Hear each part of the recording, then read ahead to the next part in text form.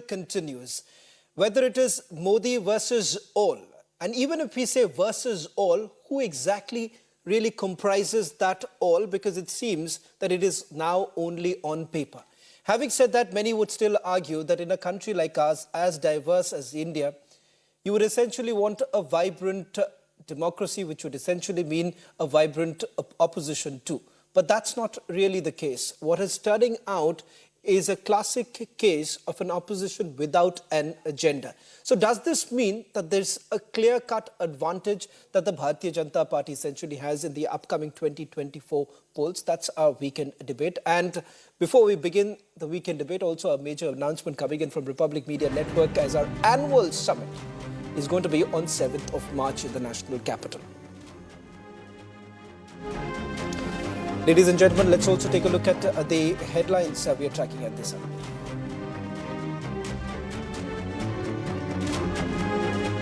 Stand by for that biggest news event on 7th of March in the national capital. Honorable Prime Minister to grace Republic Summit as the chief guest, Home Minister and Finance Minister to deliver keynote address.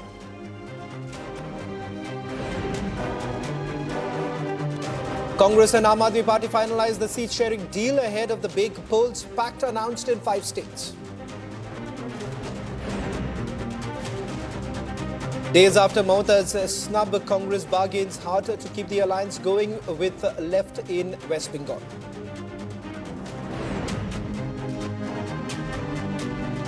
Congress insults martyrs, says the NDA might win election if Pulwama rerun takes place. Rahul backs the comment. As Sandesh Khalik showdown continues, Trinamool Congress now says Shah Jahan's arrest under ED's purview.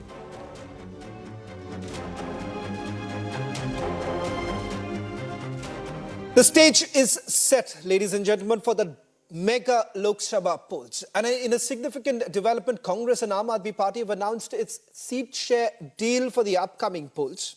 Now, as far as the state of West Bengal is concerned, Congress has expressed desire to join hands with the left. Now, this comes after the alliance talks with Mamata Banerjee fell apart, and the big question is, will the INDI be in a position to take on the Bharatiya Janata Party? And just a quick recap of all that has happened through the week. Remember, this entire seat-sharing deal that has taken place between the Aam Aadmi Party and the Congress has not been without its own share of controversies. Take a look at what's really happening in the state of Punjab, where the Aam Aadmi Party had already declared that they are going to go solo. What really happened in Delhi? The kind of statements that were made by Aam Aadmi Party spokesperson saying that the Congress does not even deserve one single seat. Now, cutting across to the state of West Bengal, you have the Chief Minister of West Bengal declaring that there is a high possibility that the Congress party may not even cross 40. So would that really make them the leader of the opposition, or perhaps the principal opposition party? That is the other big question. As far as the Bharatiya Janata Party is concerned, they've already given their clarion call. They say that it's going to be ab ki baar 400 par. What does that essentially mean? Where does the BJP really get that kind of confidence, especially if you look at the number game? How is it really faring in the southern states? All that and much more in this detailed weekend debate, where we do a deep down as far as the numbers across all states are concerned. And if at all you were looking at what's going to be the agenda of the INDI Alliance, that's something that we're still trying to figure out. Hopefully, we'll be able to figure out during the weekend debate. Take a look at this report, and then we begin the weekend debate.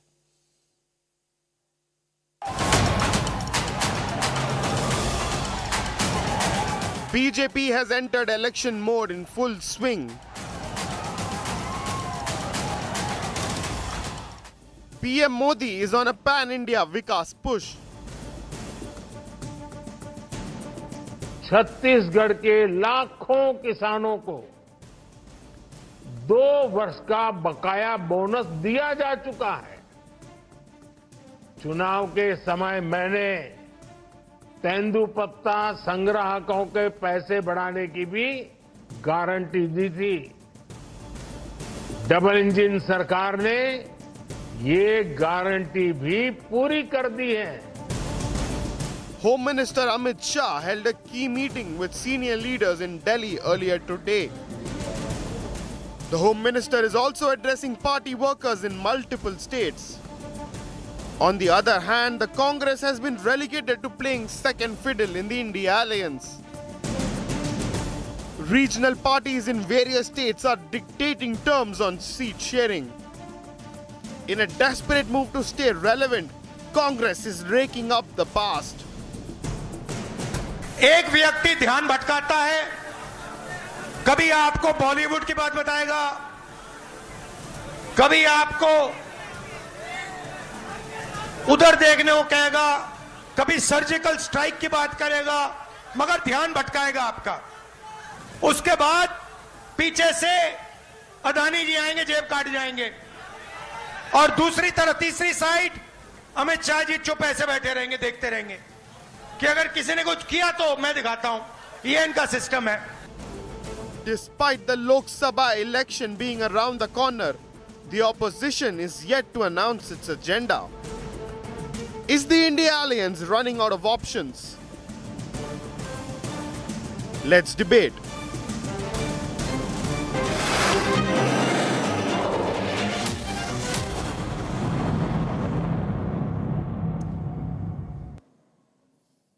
Joining us tonight on the weekend debate are Shehzad Poonawalla, national spokesperson of the Bharatiya Janata Party, Nikhil Jain, political analyst leaning towards the Congress Party, Akashdeep Muni, political analyst leaning towards the Aam Aadmi Party, and you also have Deepak Reddy Gunapati, national spokesperson of the TDP. We are hoping that in a short while from now, Monojit Mandal, leaning towards the Trinamool Congress, would also be joining in. First, let's get the basics here, the fundamentals of this entire election. You have the ruling party, that's the Bharatiya Janata Party, which already says that ab ki baar 400 par. You have already had Prime Minister on several occasions already saying that what is he going to do in his third term. So there is no ifs and buts as far as the Bharatiya Janata Party is concerned.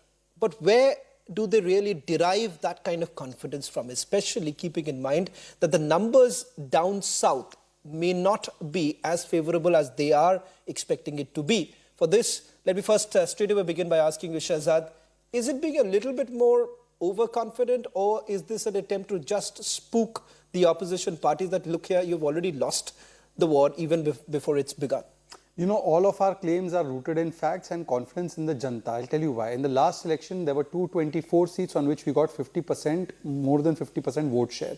And this time we are aiming for more than 350 seats on which we will have 50% vote share. And the reason is Ram Lala. Now you'll say Ram Lala. Ram Lala means R for Rashtriya Suraksha, A for Arthvyavastha, M for Mahila, L for Labharti, L for Leadership, A for Atmanirbhar Bharat.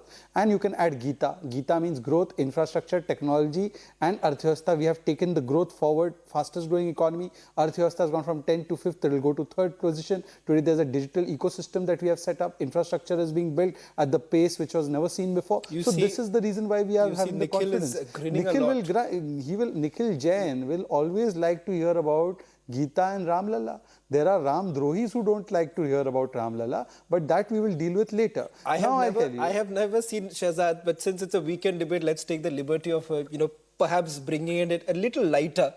Nikhil, may the I kind just of complete grin 10 that seconds? you... Just 10 seconds. Yeah, go ahead. I'm not going to stop you, but I want to address the grinning Nikhil Now Jain the also. grin will go larger and larger. Just give me 20 seconds and I promise you his grin will become even bigger.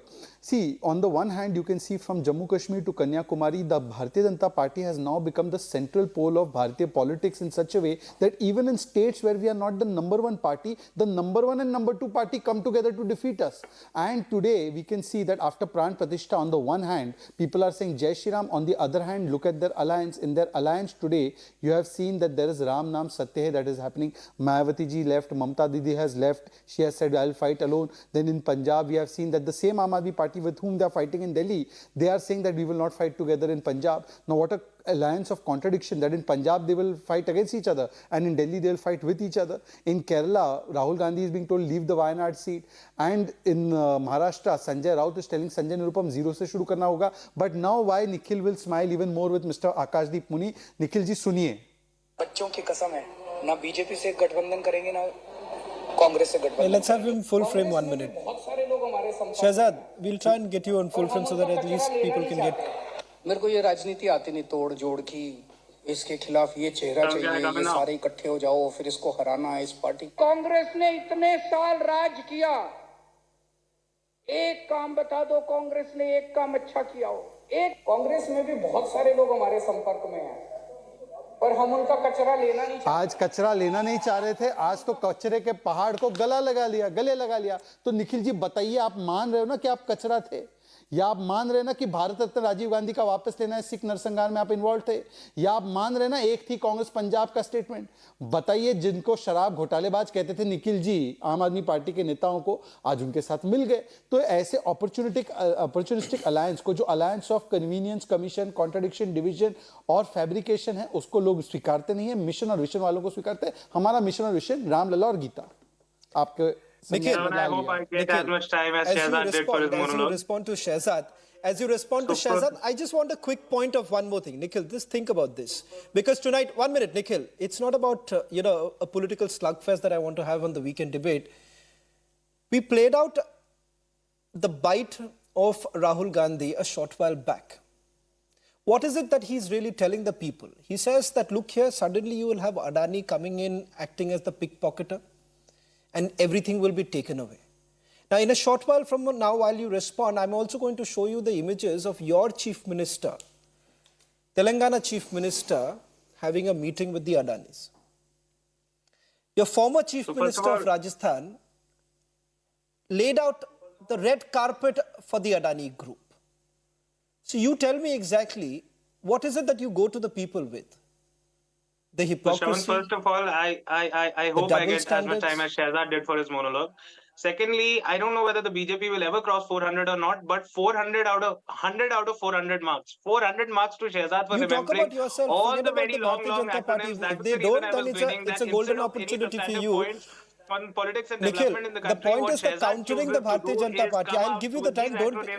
God knows how does he remember them. Kudos to him. Shehzad is absolutely a wonderful spokesperson, and absolutely wonderful person who can cram together, remember, and then blurt it out without some double take. Nikhil, probably some lessons to be learned for the Congress party, I guess. Look at some of the acronyms that you are coming in. I know there are no teleprompters around him, and yet he manages to do it without fail. Like, kudos to him. That being said, on the contradictions that Shehzad has been talking about in the alliance, what was it when the Devendra Fadnavis was saying Ajit Pawar jail jayenge and Chakki piecing and Chakki piecing and now he's together with that same Ajit Pawar? Nikhil, is this your application to the Bharatiya Janata Party to appoint you as the national spokesperson? Nikhil, is this your application for applying as the national spokesperson of the Bharatiya Janata Party or for the Congress party? Because not. It appears that you are enamored by Shehzad. And is this also in the season of everyone shifting? Everyone shifting. Are you also on national television shifting to the Bharatiya Janata Party? I could never do it. I'll be very honest, I can never do it, and I'm sure Prime Minister Modi cannot do it. Every time his teleprompter fails, he hangs. He hangs like a Windows 98 computer in 2024, but Shehzad somehow remembers all of it and so eloquently pushes it off. Then you haven't really seen the Prime Minister. Unfortunately, Nikhil, if you really, this armchair analysis of the Prime Minister, for those, for those who actually covered the Prime Minister when he was the Chief Minister of Gujarat, will actually tell you that the Prime Minister really does not need the teleprompter. Oh, now the grasp that he has on several subjects put together, he perhaps could, he perhaps could have an audience for almost an hour. So I don't think so. That's a very fair criticism of the Prime Minister. You feel free to criticize him on anything else. In the India Alliance, when you talk about contradictions, the fact of the matter remains that in Punjab and Delhi, the Aam Aadmi Party is not going to fight against the Congress. They're merely fighting separately. Number one. Number two, when you talk about West Bengal, the parties are talking about a coalition. They are not, Nikhil, you are how not does to that assume work? that What sort of the an TMC alliance and the works Congress will not fight the elections together. The parties are still laboring out the differences between them.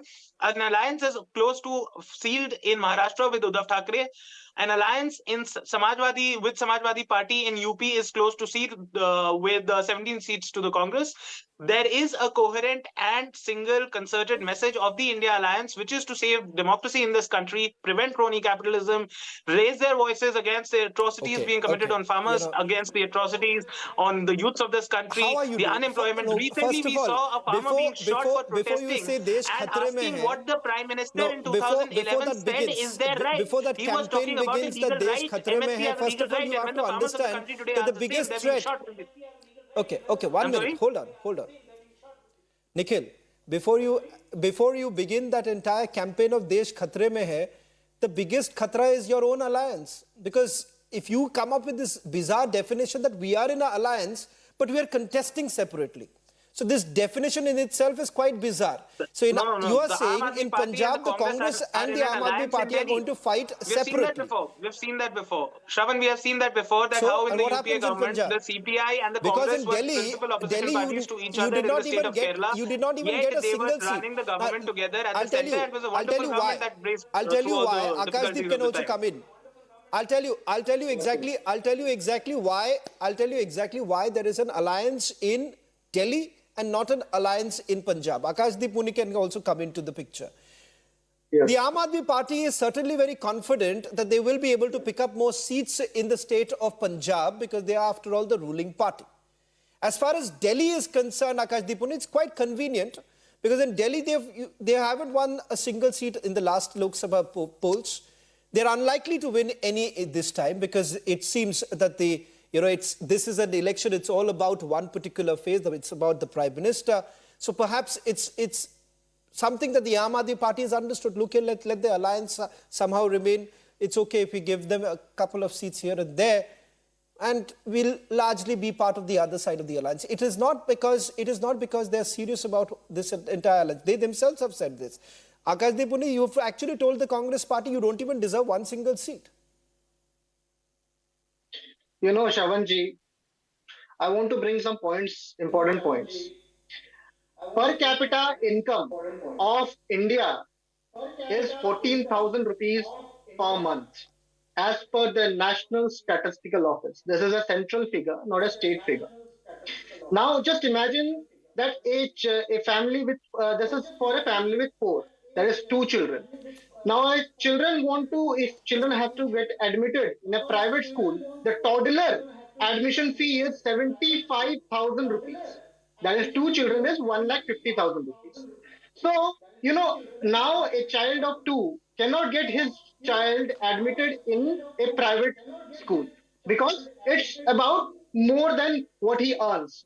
So he'll have to give up the whole year's salary. So what he does, he goes to the government school. And the government school in Gujarat, 300 government schools in Gujarat run in one roof. There are many in 2 rooms and 3 rooms. So the government school system is in shambles. So what he will do? अनपढ़ रखना है, यही तरीका है. Same is the condition of healthcare. Same is the condition of बिजली, पानी. बिजली आता नहीं 24 घंटे. पंजाब में भारतीय जनता पार्टी की सरकार थी, वहां पे बिजली नहीं आती थी. Akashdeep Muni, can I just remind you of the budget allocation? नहीं, आप सुनिए थोड़ी सी सुनिए. श्रवण जी, लोगों की बात है, आम आदमी की बात है, सुन लीजिए. Shahzad could also respond to that. What about the budget allocation? The budget allocation, as per, I'll just bring in the facts here. आम आदमी आज, अब आप पूछो ना ऑपोजिशन का एजेंडा क्या है. ऑपोजिशन का एजेंडा है कि बिजली, पानी, सड़क, हेल्थ केयर और एजुकेशन फ्री में लोगों तक पहुंचाना ताकि एक वेलफेयर स्टेट बन पाए. और यही कार्य दिल्ली में किया गया. The same thing was tried in Delhi. They have tried number of things, but then they have been stopped. The Mohalla clinic was stopped. There was a scheme called Farishte scheme. That Farishte scheme was stopped. Bharatiya Janata party के लोगों को बचाती रहे, मरते लोगों को 23,000 लोग बच गए थे उस फरिश्ते स्कीम से, वो बंद करवा दिया एलजी ने. ये है भारतीय जनता पार्टी का एजुकेशन और हेल्थ केयर मॉडल, और ये है इंडी अलायंस आम आदमी पार्टी का हेल्थ केयर और एजुकेशन मॉडल लोगों के लिए. Agenda is people, common man. लोगों के लिए agenda is people, common man. Okay. I'll just tell you one small thing and then Shahzad can come in. As far as the budget allocation in the health sector is concerned, if you really look at the 10 years of the UPA versus the 10 years of the NDA government, the budget allocation is far higher. Secondly, as far as education is concerned, with the national education policy to be brought in, it actually looks into the problems that we have been talking about. I would not say that's the panacea to the problem, but having said that, there is at least a movement forward. Shahzad, The question here is that many are still asking you or targeting you is that you do not put out the data when it comes to employment. You still have a problem with regards to a rising unemployment situation. Today, if you look at the images that came in from the state of Uttar Pradesh, also for the constable elections, for the constable examinations, look at the number of people who are looking for those jobs. So are you still figuring out a situation where it's becoming difficult for you to give the kind of employment that you were promised? Look, as far as employment is concerned, recently we had 5 state assembly elections on which the main issues were about employment and about inflation, price rise, etc. And in those 5 state elections, the 2 governments which were run by Congress, Rajasthan, Chhattisgarh, both lost power. And Madhya Pradesh, where the lowest unemployment was there, which was 2%, that government repeated even after 18 years. And the highest unemployment was in Rajasthan, 20% for over last 1 year. Over that, they did not say anything. Today, to take the NSSO data, take the PLFS data, take the CMI data, by all accounts, the lowest unemployment is going on, which is 3.2%. But having said that, since he said that we have all kinds of model, here is the model on which the Congress party is saying something. ये शिक्षा का मामला नहीं है, शराब की बात हो रही है, शिक्षा पर छुपने का काम मत कीजिए. Supriya Shrinate of the Congress party says कि आपका मॉडल तो केवल शराब पे 1 फ्री देने का मॉडल था. हेल्थ मॉडल पर भी सुन लीजिए. आपके दिनेश गुंडूराव कांग्रेस पार्टी के जब आए थे दिल्ली, उनसे पूछा गया मोहल्ला क्लिनिक के बारे में टिप्पणी कीजिए, तो ही सेड बेंगलुरु के नम्मा क्लिनिक सर बेटर. ये क्या हेल्थ क्लिनिक है? ये तो क्लिनिक ही नहीं है. इसीलिए मुझे लगता है कि आपके मॉडल कितने स्थापित है वो तो देश की जनता भी बता रही है, आपकी डिपॉजिट जब्त होती रहती है और आपके एलाइज भी बता रहे. पर आज मुद्दा वो नहीं है. मुद्दा ये है कि इन्होंने कहा per capita income 14,000 rupees per month है. बिल्कुल सही है. 10 साल पहले 7,500 रुपए थी, आज पर कैपिटा इनकम डबल हुई है. परंतु मैं आपसे पूछना चाहता हूं, आप बताइए मुझे कि ये निखिल जैन ने कहा कि पंजाब में हम सेपरेटली लड़ रहे, एक दूसरे के खिलाफ नहीं लड़ रहे. अरे मान्यवर, खेरा गिरफ्तार होते तो खड़गे जी बोलते हैं संविधान बचाओ, वहां पर संविधान पर हमला किया आम आदमी पार्टी ने. अब बता दीजिए कि खेरा की गिरफ्तारी संविधान सम्मत है या संविधान के खिलाफ है. सुन लीजिए मुनि जी, मैंने आपके बीच में नहीं बोला. मुनि जी, मैंने आपके बीच में नहीं बोला. अब एक second sir, please don't interrupt. मुनि जी, it's 1 versus 5. मुनि जी, it's 1 versus 5. Muniji, it is 1 versus 5. I will not yield my time. I will not yield my time. Let me finish, then you can speak. मुनि जी and Nikhil Jain ji, आप दोनों मिलकर जवाब दीजिए क्योंकि आपका अलायंस भी बन चुका है. अब बताइए कि खेरा जी की गिरफ्तारी संविधान सम्मत थी या संविधान के खिलाफ थी? पॉइंट 1. दूसरी बात, सिद्धू कहते हैं कि भगवंत मान ने 40,000 करोड़ का घोटाला किया है. सिद्धू सही, भगवंत मान सही. और तीसरी बात, अभी यहाँ पे टेलीप्रॉम्प्टर हैंग होने की बात की. अरे सत्ता के नशे में ऐसा हैंगओवर है निखिल जैन जी कि ऐश्वर्या राय जहां नहीं थी वहां दिख रही है. और ऐश्वर्या राय जी को अपमानित करने के लिए नाचने वाली कहा वो जया बच्चन की पुत्रवधू है. She is the daughter of Jaya Bachchan. अब बताइए कि ऐसे कमेंट जो राहुल गांधी देते हैं, कौन से नशे में है वो कहते हैं वाराणसी का युद्ध ड्रंकर्ड है, वाराणसी ड्रंक है. इस प्रकार का सत्ता का नशा है, अभी भी नशा नहीं उतरा है. In terms of percentage of GDP, India's healthcare spending has declined during the NDA era compared to the UPA era. Secondly, Rajasthan did not have the highest unemployment rate. It is actually Haryana that had the highest unemployment rate at about some 26%. So you can peddle all the lies that you want, but I don't expect you to make pedestrian remarks. And so far as the contradictions of the alliance that you keep on pointing out, please do tell me why was it that the BJP had an alliance with the PDP and then dismissed the same government, saying that the PDP is a threat to the nation. The fact is that you may talk about contradictions in the India Alliance or the UPA Alliance, but if there is any alliance in the country that is more riddled with contradictions, it is the Nikhil ji, your question is noted. Your question is noted. Now can I answer?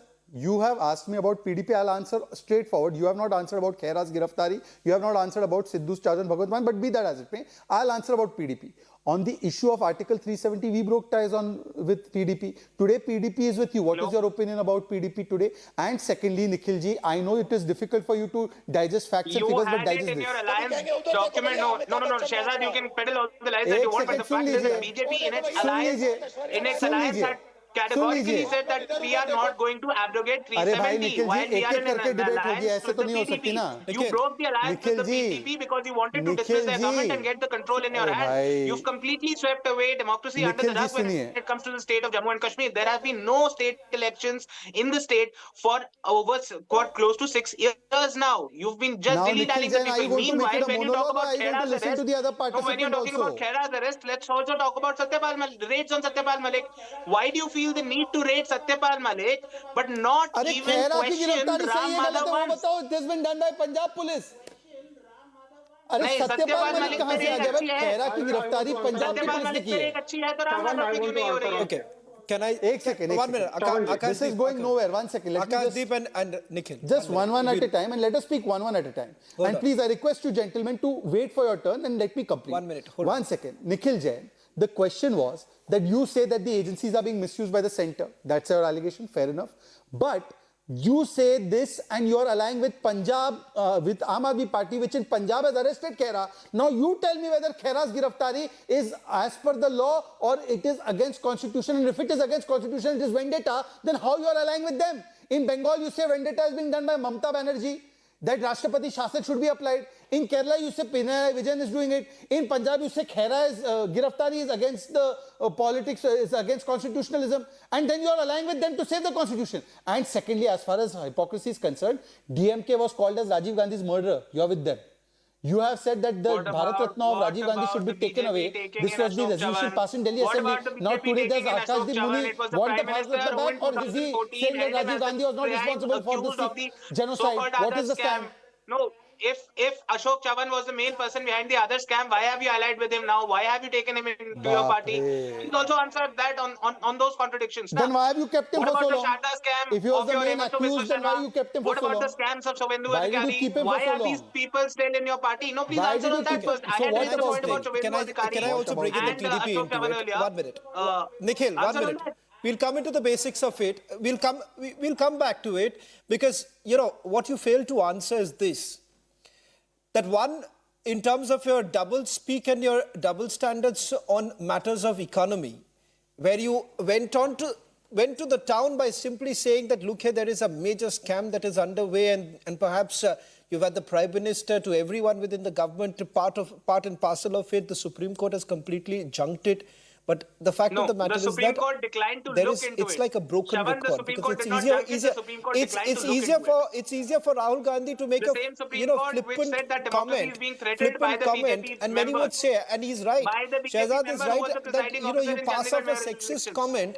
You pass off a sexist comment by simply saying that, look here, Rahul Gandhi, it's done and dusted. The discovery of India, as far as Rahul Gandhi is concerned, it should come to an end. I think so. It's enough. This discovery of India that he's essentially on, the journey that he wants to understand each of the states, I think so he can keep it to himself because the party is in complete doldrums for it. Let me also bring in the TDP right now.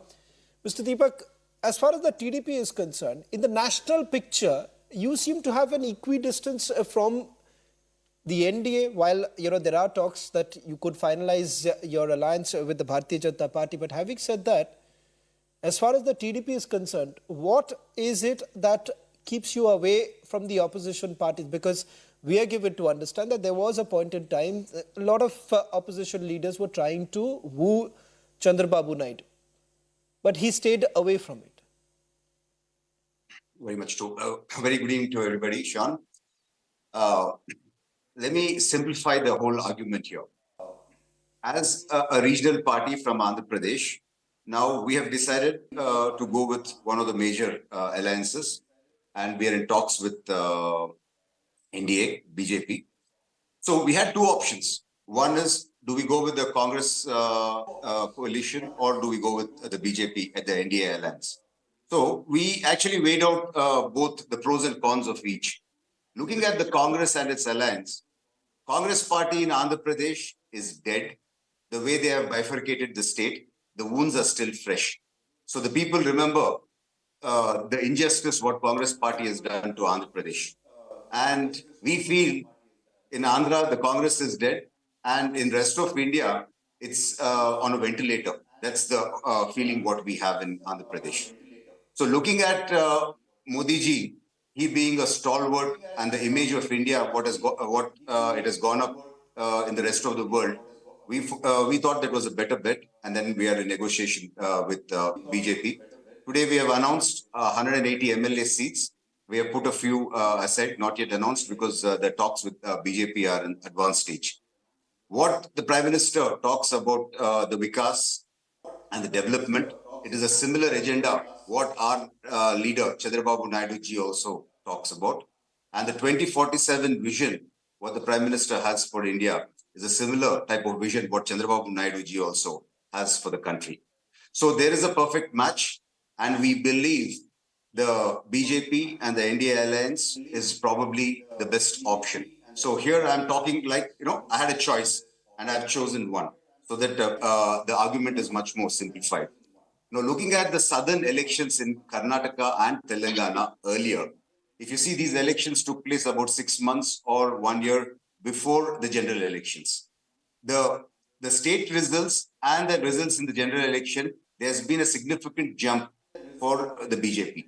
That's the belief, what we believe the people in the South have on the Prime Minister Modi ji. So similar trends are going to follow in South also. So this time we feel not just in Karnataka and Tamil Nadu, there will definitely be a swing towards the BJP and the Alliance, both in Andhra Pradesh as well as in the other two, Kerala and Tamil Nadu also. So definitely we have made our choices and the negotiation is going on. Let me again say, Congress party, we feel, even on the national level, it's in the hospital and probably on a ventilator. That's our opinion. But to get to the root of the whole analogy, if you look at what has happened in the last 6 months with the INDI Alliance, they have gone into the hibernation before the state polls came up. So then the differences between the leaders and the weaknesses in the alliance has actually come out. So even crucial meetings like the joint manifesto or the seat sharing meetings, what they had, they didn't have much headway. So the December 6th meeting also has been downgraded. So they don't have a common ground. And the regional parties seem to have a much more say over Congress there. So there is a clear-cut shaky ground. And I see a clear direction from our perspective, not just from the South, from Andhra Pradesh. We feel BJP and the NDA Alliance is the way forward for us. Nikhil, there was a clear attempt that was made by the Congress party for bringing in the North-South divide, because you thought that the Bharatiya Janata Party may fail miserably when it comes to the southern states. No, that's Congress leaders themselves have said. Let's remind Mr. D.K. Suresh, what is it that he had to say as far as the North-South divide is concerned? You have Mallikarjun Kharge's son, Priyank Kharge, making a similar statement, because this was some sort of a hubris within the Congress party that, if you bring in that divide. Hold on, Nikhil, 1 minute. At the start of the weekend debate, I had already said that if you want to do this slugfest, it won't work. I'm again pointing this out because it is important for everyone to know, where do you really stand on the position as far as the UCC is concerned? Where do you stand when it comes to the CAA? Where do you stand when it comes to Ram Mandir? Where do you stand when it comes to various other issues in which the Bharatiya Janata Party says that, look here, this was our manifesto starting back in 2014. The promises that we made, we have fulfilled it. In fact, they say that, okay, look here, the way ahead is now looking at the economy. And as the Prime Minister says, Viksit Bharat. There is perhaps a clarity on several issues, be it economic issues or social issues. Nikhil, unfortunately, your leaders sound like a broken record without giving an alternative to this country as to what exactly, if not the Bharatiya Janata Party, then who and for what? Shravan, can I now respond to that? First of all, I think the TDP spokesperson has made it very clear that their alliance with the NDA is more of an opportunistic alliance and nothing to do with ideology. Secondly, on the points that you've raised, that the Congress party was trying to create a North and South divide, I don't think I agree with that at all. It is simply about the fact that the central government right now, run by the BJP, is unfairly treating the southern states by not giving them their due rights. And it is not just people from the Congress who've been saying that. CPI, DMK, Kerala, Tamil Nadu, Karnataka, multiple states leaders and chief ministers have raised similar that it is being dealt unfairly. Now, 1 second. See, what happens, Nikhil, is that, when you make a flippant statement like this, now, as far as the central funds are concerned, 1 minute, hold on, Nikhil. Why, when you make a statement like this, are you factually correct? Because this allocation of funds is based on the Finance Commission. Do you really think it's at the whims and fancies of the dues central are government? remaining unpaid to a number of states that are not being ruled by the BJP. That is very clear evidence fact. Multiple chief ministers in the country have raised this point from the southern part of the country as well as from other parts of the country. The allocation that Furthermore, was the in TDP Karnataka spokesperson when talked the about how the BJP India was in Alliance power hasn't was gained the much in same when the 6 Congress meetings has that they've been. had. Please tell me if me there has address been a this. single meeting of the NDA Alliance. Has there been a single meeting of the NDA Alliance? And the Prime Minister likes to Let me address. brag with all his bravado that I'm going Shehzad, to win okay. Has there 370 been seats, meeting? I'm going to win 400 Nikhil, seats. you've And why asked does he many feel the need to questions. keep on bringing Nikhil, on board people like Ashok Nikhil, Chavan? Nikhil. Why does he feel the need to bring on Nikhil, board you more have and more asked many partners against questions. whom he has made Arey statements in the Baba, he past? doesn't stop, you know. Nikhil. Okay. Please, I have to Nikhil, respond. Nikhil, Chavan. You one asked issue me a you bunch said of central questions. I'm funds. not allowed to Number two respond. I have to respond. Baba, give me time to at least address. He won't even give me 20 seconds. Now, Nikhil, I request you, because you've addressed a lot of questions to me, please have the patience to hear my full answer. Don't interrupt me because the flow breaks and the audiences can't hear. You asked when was the last meeting of the NDA. First, take the answer of that. NDA meeting is held every time a parliament session is held. So, every parliament session, NDA meets. Anyways, first question addressed. Now, second question about the funds. Nikhil, I'll give you one specific example. Don't interrupt me, please. Tamil Nadu under UPA got 90,000 crores. Today, they have got 2.5 lakh crores in a 10-year period. And this is apart from the fact, please don't interrupt, don't interrupt. This is apart from the fact that 14th Finance Commission, the devolution was 32%, today it is 41%. Apart from that, the ways and means advances are more. Apart from that, the central schemes are more. Apart from that, the central allocated projects are more. Even then, we have allocated more money. Now, that is about the funding. But thirdly, you said, who did North-South Divide? Your leaders. When Rahul Gandhi says that youth of Varanasi are drunk, Amethi people don't understand issues. North Indian people are bhaiya. When South Indian, when a person from DMK says the North Indians should go and sell pani puris, that Hindi is the language of the Shudras. This kind of language is spoken. This is North-South Divide. Apart from that, DK Suresh said that South India should take independence. Now coming to the next issue. You said that we have a strong alliance. Okay, if your alliance is strong, one question to both you and AAP. AAP voted for the abrogation of Article 370. You voted against it. Now tell me, which side are you on the fence? Are you for abrogation of Article 370 or against Article 370's abrogation? Please answer that specifically. And finally, I'll tell you what is the state of our alliance. It started off as Hum Saath Saath Hai. Then it went to Kabhi Haan Kabhi Na. Tomorrow it will go Hum Aapke Hai Kaun. And then it will be Akele Hum Akele Tum. Samjhe kuch? Shavan, can I now please respond to the points that Shehzad has made? That was a barrage of responses. You have... Yeah, please give me 30 seconds to respond to these points. Whenever Shehzad talks about then numbers, whether it's about healthcare spending or about the go ahead. Take funds your that have 30 been given seconds by and the then central Akash, you government to can the come state in. of Tamil Nadu, he's always On talking about just 370. absolute numbers and not percentages.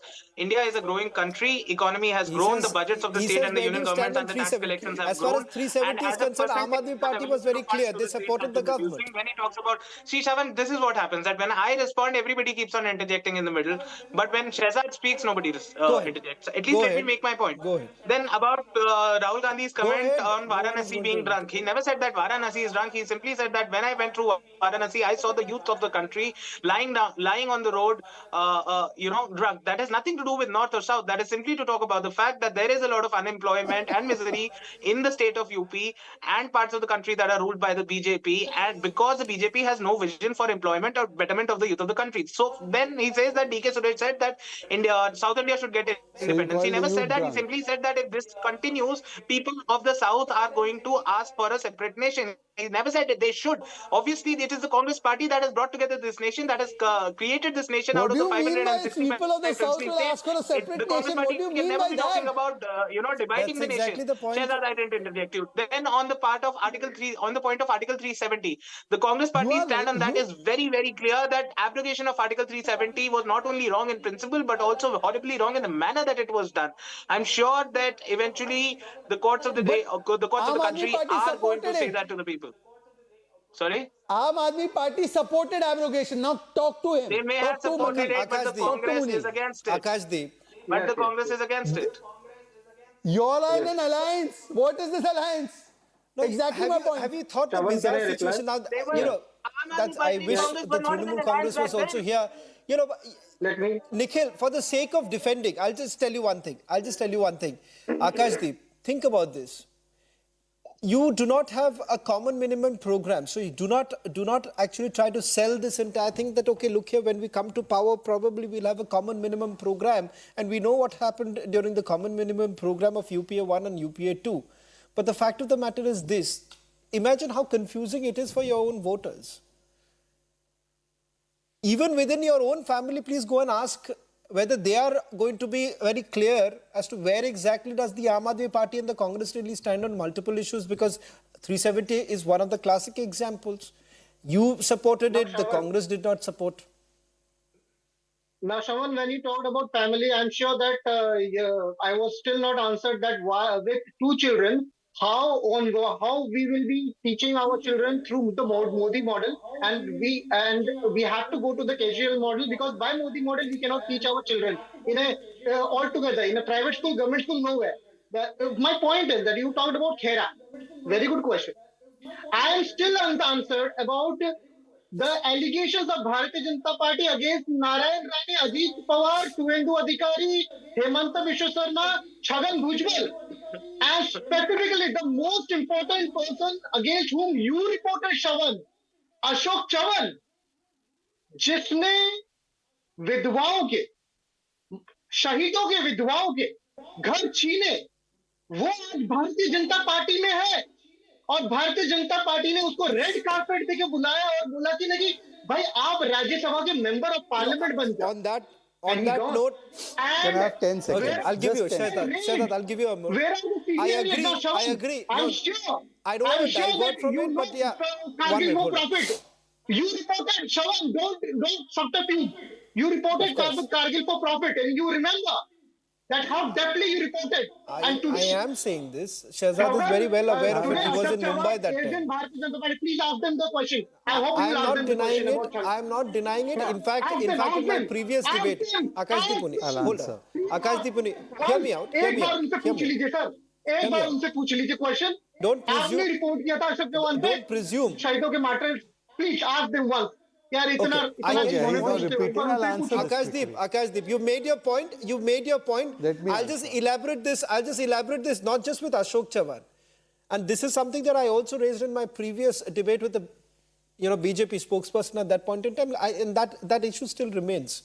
And you have to think about it, Shahzad, that taint does not matter. And this, when it comes to the Prime Minister referring to corruption issues again and again, you cannot still get away by simply saying that, look here, it does not matter. Ajit Pawar has been given a clean sheet by the Mumbai police and the enforcement director. Ashok Chavan says that, look here, the review is being done by the income tax, so it does not really matter. Let me answer. Now let me answer, because it will take 30 seconds since I have to answer you and Muniji both. On these cases, Ashok Chavan's case or Chhagan Bhujbal's case, if they considered them to be so corrupt, why were they keeping them with them? But having said that, all of these cases have gone to court. Chhagan Bhujbal's case was closed in 2013, by the way, by Prithviraj Chavan. He's in Congress whom with your allying. And Lalu is convicted corrupt, Muniji. बाकी सबके तो case इधर उधर चल रहे हैं ना, किसी का बंद नहीं हुआ. लालू तो कन्विक्टेड करप्ट, आप उनके साथ, और बाकी सब छोड़ दीजिए. सुनिए ये बात. कर दो एसीबी, अगर तुमसे जांच नहीं होती तो जांच करानी है. सोनिया गांधी को गिरफ्तार करो, 2 दिन उसका इंटरव्यू. अब मुनि जी बताइए, सोनिया गांधी करप्ट है आज की तारीख में, या निखिल जी के दबाव में अब सोनिया गांधी का करप्शन नहीं दिख रहा? आप बताइए. मैं बताता. ठीक है, आपने मेरे को प्रश्न किया ना, मैं बताता. क्या हो गया? खैरा जी कौन से पार्टी से? बताओ. खैरा जी कौन से पार्टी से? जिसको आम आदमी पार्टी ने जिसके खिलाफ केस आगे बढ़ा है, कौन सी पार्टी से? कांग्रेस से. आप में दम नहीं है.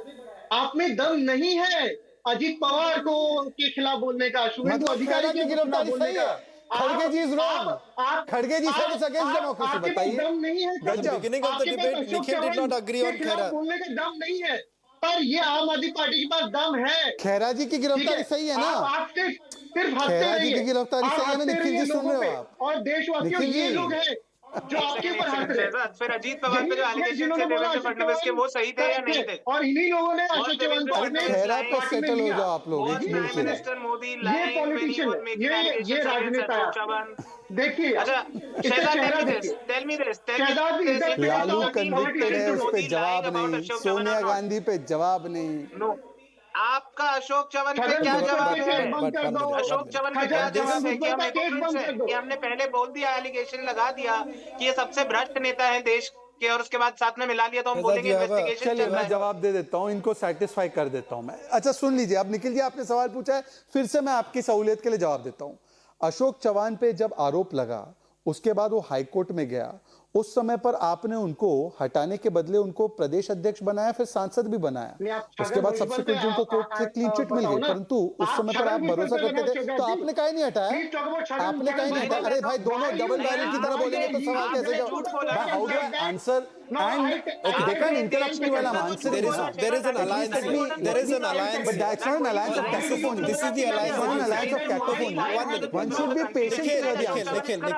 Nikhil. अरे बाबा, Akash Deep, hold on. You can't have a debate that you ask me the question, don't let me answer. Akash Deep. Let me answer the question fully. It's not fair. That's No, this is not fair. let him at least respond. Akash Deep, come on. You know the problem is, I asked you the question. I asked him the question also. Can you just hold on? Muniji, this is not the way to debate. Hold on. You know, you ask me a question, I answer the questions, but you start interrupting so that nobody can hear. That's not the way to do a debate. You listen to my full answer. I am saying that, of course, we made allegations on Ashok Chavan. Of course, the matter went to court. If you were so serious, why did you make him the state president? You made him the MP. And after that, when he got a clean sheet and he has come, now you're seeing all the dirt in him. So why didn't you take action on him? But having said that, Lalu is convicted. There is no if and but. Now on Lalu, tell me what is your stand. Now on Lalu, both of you tell me the stand. I'll tell. Now let me 5 seconds. Now let me give me 5 seconds. Precisely the point that I was making, that BJP levels allegations against opposition leaders, calling all of them corrupt, and then takes on the same people. Okay, so that Nikhil, basically is to mean that the BJP, when Nikhil, it 1 minute, levels hold on. allegations of Don't corruption do against this. opposition Let leaders, don't believe them. Let Akashdeep respond. Is Lalu convicted corrupt? Yes or no? Akashdeep. Shahzad जी, आपने इतनी बात कही, छगन भुजबल को jail में रखा आपने 2 साल तक, और उसके बाद जब वो भारतीय जनता पार्टी में उन्होंने ज्वाइन कर लिया, वो डोंट इंटरप्ट, वो उन्होंने जब ज्वाइन कर लिया एनडीए, उसके बाद आपकी ईडी जाती है कोर्ट में और बोलते कि हमारा फाइल गुम हो गया, ये सच है या नहीं है, आप बता दीजिए, हाँ या ना. Come on, tell. How is this an answer to Lalu? Okay, now see, filibustering on this entire matter. On Chhagan Bhujbal also I'll answer. Wait, I'll answer on this also. You have already answered. I'll answer on this also. Chhagan Bhujbal पर जवाब दे रहा हूं, लालू पर देना है उसके बाद. छगन भुजबल का केस 2013 में पृथ्वीराज चव्हाण ने बंद किया. अब बोलो लालू कन्विक्टेड करप्ट, क्या मानते हो आप? क्यों है उनके साथ? कौन बूढ़ी भी कन्विक्टेड करप्ट है? बताइए आप दोनों कन्विक्टेड लोगों के साथ. Did ED go to the court and said that our files are lost? That is why kindly provide Nikhil and Akashdeep, both of you have. You will find out the truth. Lalu पे मत बोलो पर. Shahzad, hold on. Akashdeep, 1 minute. I'm running out of time, so I just want to give one last word to the TDP also on this matter. Deepak, I want to ask you this question in terms of what many were asking in the beginning also, that is it about political opportunism? Today, when an Ashok Chavan moves to the Bharatiya Janata Party, Akashdeep and the likes of Akashdeep would say that this is opportunism. For the BJP, they go to say the same thing. What about the TDP moving or perhaps inching towards the Bharatiya Janata Party at the time when it was your own leader who had taken on the Bharatiya Janata Party at some point in time? So isn't this simple opportunism for you? The way the Congress representative has, told that it's like a political opportunism for us, is how shallow they have understood what my statement was. I was talking about the vision, the 2047 vision. I was talking about the development agenda, where there is a sync between the thinking of our national leader and Modi ji. So he conveniently missed this aspect, and then he was raising the political opportunities kind of a version. Let us get back to the basics of our debate. What is that the INDI Alliance has to offer to the country? Do they have a common agenda? Do they have a program where they can say this is what we're going to do good to the people? Till now, there is nothing. They're fighting among themselves. And wherever the Congress is in power, let's take Karnataka, for example, they are creating divide. They are coming out with certain policies which are against the national interests. Now, the latest bill, what they have passed in the assembly. So isn't it on the religious lines? What they have done with the hijab issue before? So they are doing things which are probably dividing the society or the country in some way or the other. See, let us get to the basics of 370 also. What did the Congress do for 70 years without solving that problem? So the sins of the past are now coming back to haunt. That is exactly the reason why I've been telling Congress is probably on the ventilator. So now they are forming this alliance somehow to trying to save themselves, to be relevant in modern India. So it's not that I'm like trying to blame Congress in some way. It is a fact. So we had two choices, but we made this choice because of all the faults of the alliance, and they're not really clear. So this is something what I want to get it really clear. They had time in the last 70 years, they failed, and now also they're not coming out with any concrete agenda. So we want to align ourselves. Babu Naidu calls Prime Minister Modi a terrorist. Story. If the people also start thinking just the way Deepak has been saying that you are in ventilator, then Nikhil, it certainly does not really come across fine for you, and especially in the upcoming elections, if your 22% vote share in the previous leader makes the kind of statements that he's doing, that you will be actually in the ventilator. But ladies and gentlemen, we are certainly hoping that there will be some sort of an agenda in the run-up to the elections beyond the rhetoric that we have essentially seen from the opposition parties too. And the question as far as for the BJP would essentially be, are they also very serious on crackdown on corruption? Because having said that, you still have people out on bail, and more importantly, there are few who have been inducted into their party. So that also remains another big issue as far as the BJP is concerned. Now, in the run-up to the elections, these are the issues that we'll be addressing. But thank you very much for joining us on the Weekend Debate.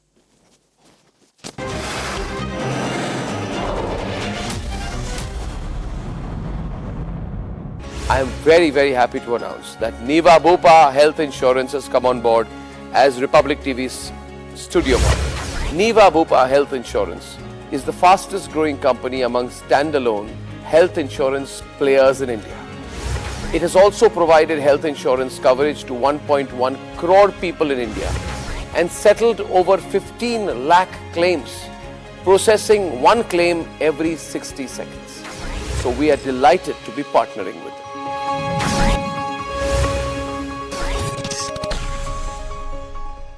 उनके जो आसपास के इर्द गिर्द के लोग हैं कैसा बात करते हैं। मुझे तो भारत जोड़ो यात्रा में मैं जब नांदेड़ में चल रहा था तो मुझे हकारा गया है। मुझे एक उनके क्लोज व्यक्ति ने तो ये कहा है कि अरे पहले चल 10 किलो कम कर, फिर जगह राहुल जी से मिलाऊंगा। पहले चल 10 किलो कम कर, फिर जगह राहुल जी से मिलाऊंगा।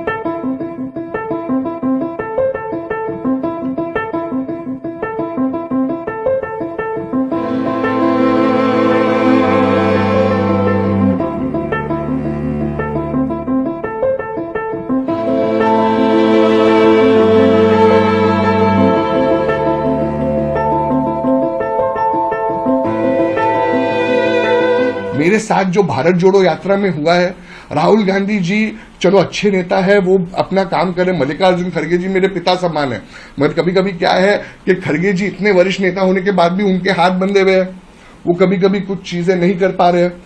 राहुल गांधी जी की जो टीम है उनके बाजू में, वो तो जितना पार्टी को खत्म करते जा रही है, उन्होंने तो लगता है सामने वाली पार्टी से सुपारी ले ली है कि हम खत्म कर देंगे पार्टी को। हम जब चलने की कोशिश करें तो उनके जो आसपास के इर्द गिर्द के लोग हैं कैसा बात करते हैं। मुझे तो भारत जोड़ो यात्रा में मैं जब नांदेड़ में चल रहा था तो मुझे हकारा गया है। मुझे एक उनके क्लोज व्यक्ति ने तो ये कहा है कि अरे पहले चल 10 किलो कम कर, फिर जगह राहुल जी से मिलाऊंगा। अरे मैं तुम्हारा विधायक हूं, यूथ कांग्रेस का अध्यक्ष हूं, तुम किसी को बॉडी शेम कर रहे हो? मैं फिर भी चल रहा हूं ना, और तुम्हारा खाता हूं क्या मैं?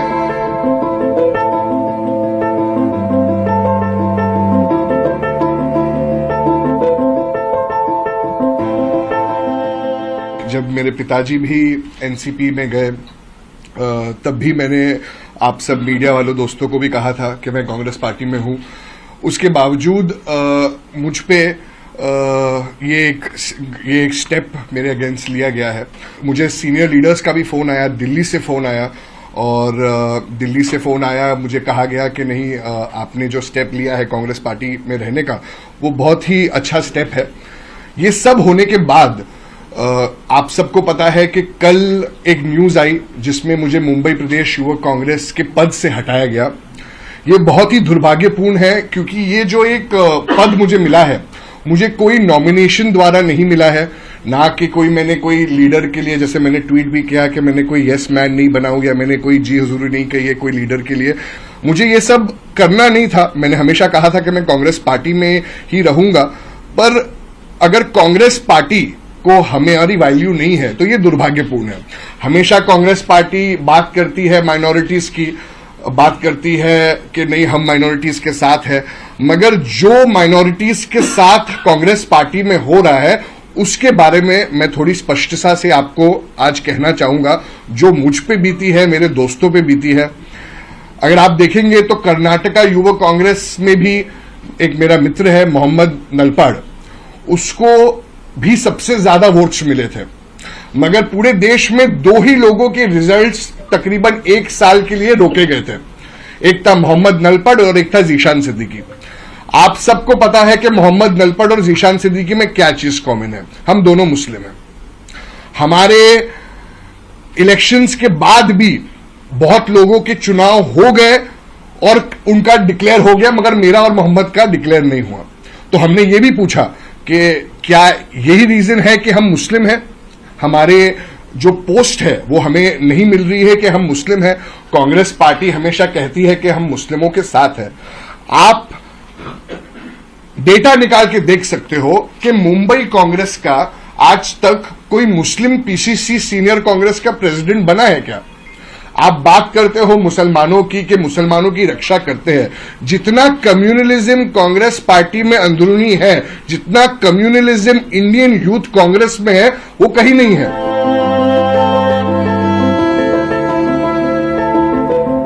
Today, Zishan Siddiqui has spilled out the beans which was told by me 6-7 years ago, that Congress is the most anti-Muslim party. It may project for vote bank and for appeasement sake that it is with the minorities, but actually it has done the most damage to minorities. Today, Mr. Zishan Siddiqui is facing it himself, but we have seen that the Congress allowed riots after riots to be orchestrated, from Jalgaon to Ahmedabad, from Nelli to Bhagalpur to Hashimpura. All of this happened under Congress's watch and patronage. And the Congress party used to say Uddhav Sena is responsible for Mumbai riots. Today they are allied with them because Congress hates Muslims. They have only kept Muslims. करेंगे काफी महत्वपूर्ण ये है क्योंकि अभी तक वहां पर लोगों को नावों के जरिए आवागमन करना पड़ता था, लेकिन इस पुल के बन जाने के बाद लोगों को काफी सहूलियत वहां पर होने वाली है। और साथ ही साथ आपको बता दें कि ये भारत का सबसे लंबा केबल सेतु है जिसका प्रधानमंत्री कल उद्घाटन करेंगे। फिलहाल ये दृश्य हम आपको दिखा रहे हैं, ये जामनगर के दृश्य हैं, आप देख सकते हैं। वहां पर प्रधानमंत्री के आगमन को लेकर के काफी उत्साह है। प्रधानमंत्री इस वक्त जामनगर पहुंचे हुए हैं और सड़क के किनारे आप देख सकते हैं वहां पर लोग प्रधानमंत्री का स्वागत कर रहे हैं और प्रधानमंत्री भी लोगों का अभिवादन स्वीकार कर रहे हैं। तो प्रधानमंत्री का जो महत्वपूर्ण गुजरात दौरा है वो शुरू हो चुका है। जामनगर से ये दृश्य हम आपको दिखा रहे हैं। नीरज, अभी हम बता रहे थे कि किस तरह से द्वारका में कई विकास परियोजनाओं की वहां पर शुरुआत करेंगे और उसके बाद राजकोट से जब प्रधानमंत्री कई विकास परियोजनाओं की शुरुआत करेंगे, वो विकास परियोजनाएं पूरे भारत में फैली हुई हैं, जिसमें राजकोट गुजरात की बात करें, भटिंडा पंजाब, रायबरेली उत्तर प्रदेश, कल्याणी पश्चिम बंगाल और मंगलागिरी आंध्र प्रदेश में 5 अखिल भारतीय आयुर्विज्ञान संस्थान राष्ट्र को समर्पित करेंगे। और इसके अलावा भी कई अन्य सारी परियोजनाएं हैं। जैसे हम अगर पुदुचेरी के कराईकल की बात करें तो वहां पर जवाहरलाल स्नातकोत्तर आयुर्विज्ञान चिकित्सा शिक्षा एवं अनुसंधान संस्थान के मेडिकल कॉलेज और पंजाब के संगरूर में post graduate institute of medical education and research के 300 बिस्तरों वाले सैटेलाइट सेंटर को राष्ट्र को समर्पित करेंगे। तो कुल मिलाकर सवाल यह है कि यह दौरा न सिर्फ गुजरात के लिए बल्कि पूरे देश के लिए काफी अहम है। नीरज,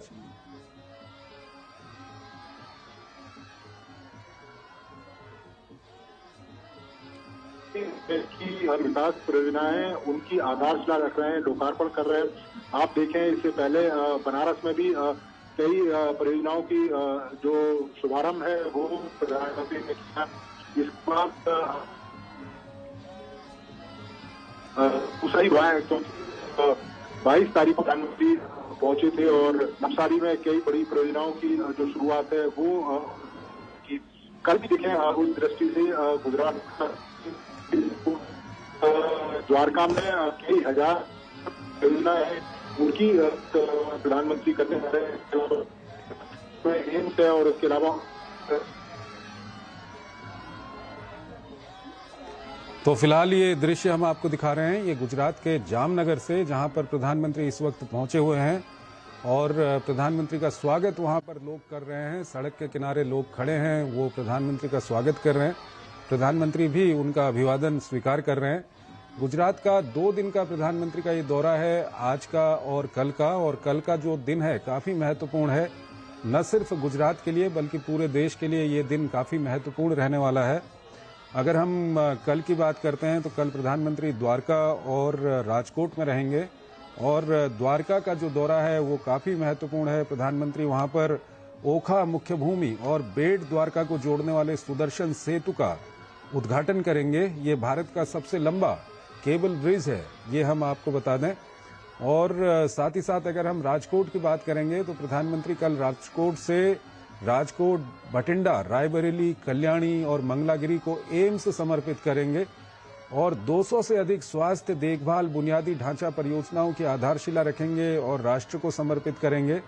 इसके साथ साथ कर्मचारी राज्य बीमा निगम यानी कि ESIC की 21 परियोजनाओं का उद्घाटन करेंगे और राष्ट्र को समर्पित करेंगे। तो काफी महत्वपूर्ण ये प्रधानमंत्री का दौरा है। नई मुंद्रा पानीपत पाइपलाइन परियोजना की भी वो आधारशिला रखेंगे। तो प्रधानमंत्री का ये जो गुजरात का दौरा है ये न सिर्फ गुजरात के लिए बल्कि पूरे देश के लिए काफी अहम रहने वाला है और दौरे की ये शुरुआत हो चुकी है। प्रधानमंत्री इस वक्त जामनगर पहुंच चुके हैं।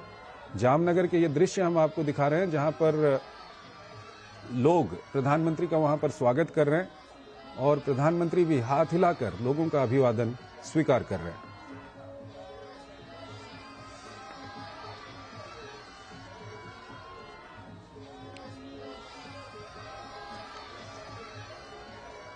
तो एक बार फिर हम अपने दर्शकों को बता दें कि प्रधानमंत्री का गुजरात दौरा शुरू हो चुका है। प्रधानमंत्री इस वक्त जामनगर पहुंचे हुए हैं, जहां पर हवाई अड्डे पर उतरने के बाद प्रधानमंत्री अभी सड़क से वहां पर जा रहे हैं और आप देख सकते हैं कि सड़क के किनारे काफी संख्या में वहां पर लोग खड़े हैं, वो प्रधानमंत्री का स्वागत कर रहे हैं और प्रधानमंत्री भी उनका अभिवादन स्वीकार कर रहे हैं।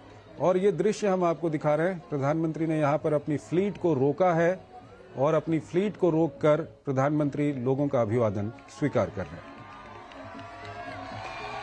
और काफी महत्वपूर्ण दौरा है गुजरात का जो प्रधानमंत्री का शुरू हो चुका है। जामनगर फिलहाल अभी प्रधानमंत्री पहुंचे हुए हैं। कल प्रधानमंत्री द्वारका में रहेंगे और उसके बाद राजकोट में प्रधानमंत्री रहेंगे और द्वारका का भी काफी महत्वपूर्ण प्रधानमंत्री का कार्यक्रम है। वहां पर एक सार्वजनिक समारोह में लगभग 980 करोड़ रुपए की लागत से निर्मित ओखा मुख्य भूमि है और बेट द्वारका द्वीप को जोड़ने वाले सुदर्शन सेतु को राष्ट्र को समर्पित करेंगे और ये देश का सबसे लंबा केबल पुल है। और ये दृश्य इस वक्त हम आपको दिखा रहे हैं, प्रधानमंत्री ने अपनी फ्लीट को वहां पर रोका है और लोगों का अभिवादन प्रधानमंत्री ने वहां पर स्वीकार किया।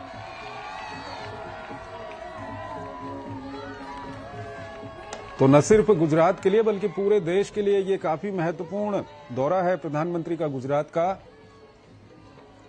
कल जब प्रधानमंत्री राजकोट में होंगे तो कई सारी ऐसी परियोजनाओं का प्रधानमंत्री वहां पर उद्घाटन और शिलान्यास करने वाले हैं जो पूरे देश भर में फैली हुई हैं। 48,100 करोड़ रुपए से अधिक राशि की बहु विकास परियोजनाओं का राजकोट से प्रधानमंत्री उद्घाटन करेंगे।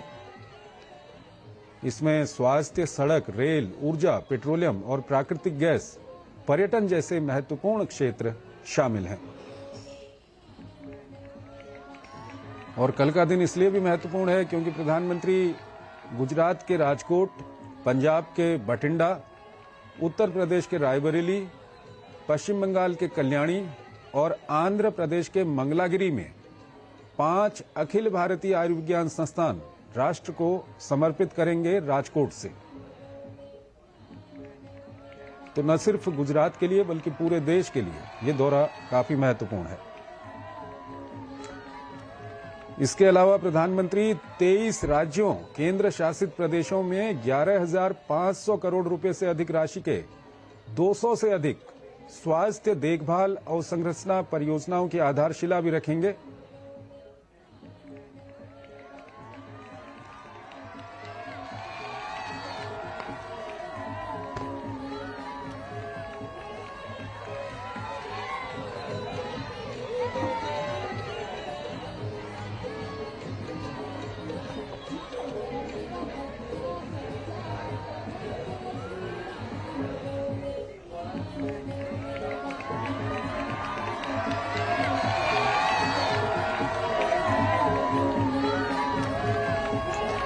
तो इस वक्त ये दृश्य हम आपको जामनगर के दिखा रहे हैं, जहां पर प्रधानमंत्री पहुंचे हुए हैं और ये प्रधानमंत्री के महत्वपूर्ण गुजरात दौरे की शुरुआत भी है।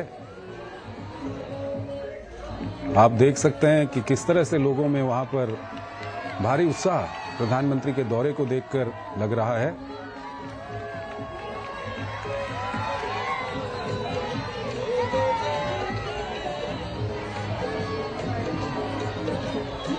और एक जगह पर प्रधानमंत्री ने अपनी फ्लीट को रोका भी और रोककर वहां पर लोगों का अभिवादन स्वीकार किया। वो दृश्य भी हम आपको दिखा रहे हैं।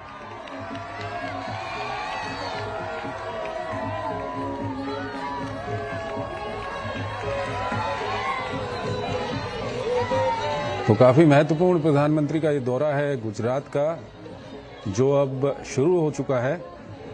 और कल प्रधानमंत्री द्वारका में रहेंगे, उसके बाद राजकोट जाएंगे और दोनों जगह पर काफी महत्वपूर्ण कार्यक्रम प्रधानमंत्री के हैं। अगर हम द्वारका की बात करते हैं तो द्वारका में प्रधानमंत्री भारत के सबसे लंबे केबल ब्रिज का वहां पर उद्घाटन करेंगे। ये केबल ब्रिज ओखा मुख्यभूमि को बेड़ द्वारका से जोड़ता है और अभी तक नाव से वहां पर लोग आवागमन करते थे और अब वहां पर ब्रिज बन जाएगा, पुल बन जाएगा, तो लोगों को काफी सहूलियत आवागमन में वहां पर होगी। और इसके अलावा राजकोट से प्रधानमंत्री राजकोट, पंजाब के भटिंडा, रायबरेली उत्तर प्रदेश, इसी तरह कल्याणी मंगलागिरी में एम्स को राष्ट्र को समर्पित करेंगे। तो स्वास्थ्य के लिहाज से भी काफी महत्वपूर्ण दौरा प्रधानमंत्री का गुजरात का है और ये पूरे देश के लिए काफी महत्वपूर्ण है। इसके अलावा 200 से अधिक स्वास्थ्य देखभाल बुनियादी ढांचा परियोजनाओं की आधारशिला रखेंगे प्रधानमंत्री, राष्ट्र को समर्पित करेंगे। कर्मचारी राज्य बीमा निगम की 21 परियोजनाओं का उद्घाटन करेंगे और ये पूरे देश भर में ये परियोजनाएं फैली हुई हैं, जिनका राजकोट से कल प्रधानमंत्री उद्घाटन और शिलान्यास करने वाले हैं।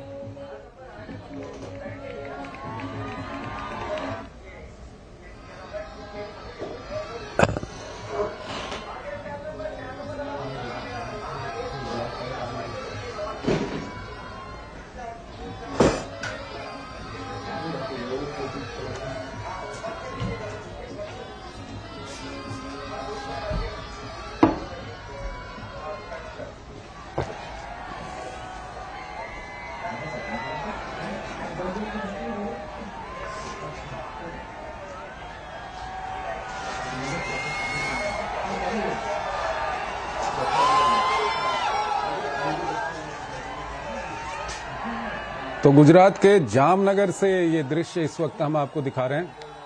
प्रधानमंत्री वहां पर पहुंचे हुए हैं और ये प्रधानमंत्री के गुजरात दौरे की शुरुआत है। प्रधानमंत्री के स्वागत के लिए वहां पर लोगों की भीड़ उमड़ी हुई है, आप देख सकते हैं। और प्रधानमंत्री भी हाथ हिलाकर लोगों का अभिवादन स्वीकार कर रहे हैं। इसके बाद कल प्रधानमंत्री के काफी महत्वपूर्ण कार्यक्रम हैं द्वारका में और राजकोट में, जहां से वो कई विकास परियोजनाओं को लॉन्च करेंगे। और ये दौरा सिर्फ गुजरात के लिए नहीं बल्कि पूरे देश के लिए काफी अहम है, क्योंकि जिन परियोजनाओं को प्रधानमंत्री राजकोट से लॉन्च करने वाले हैं वो परियोजनाएं पूरे देश में फैली हुई हैं। तो फिलहाल ये दृश्य हम आपको दिखा रहे हैं जामनगर के।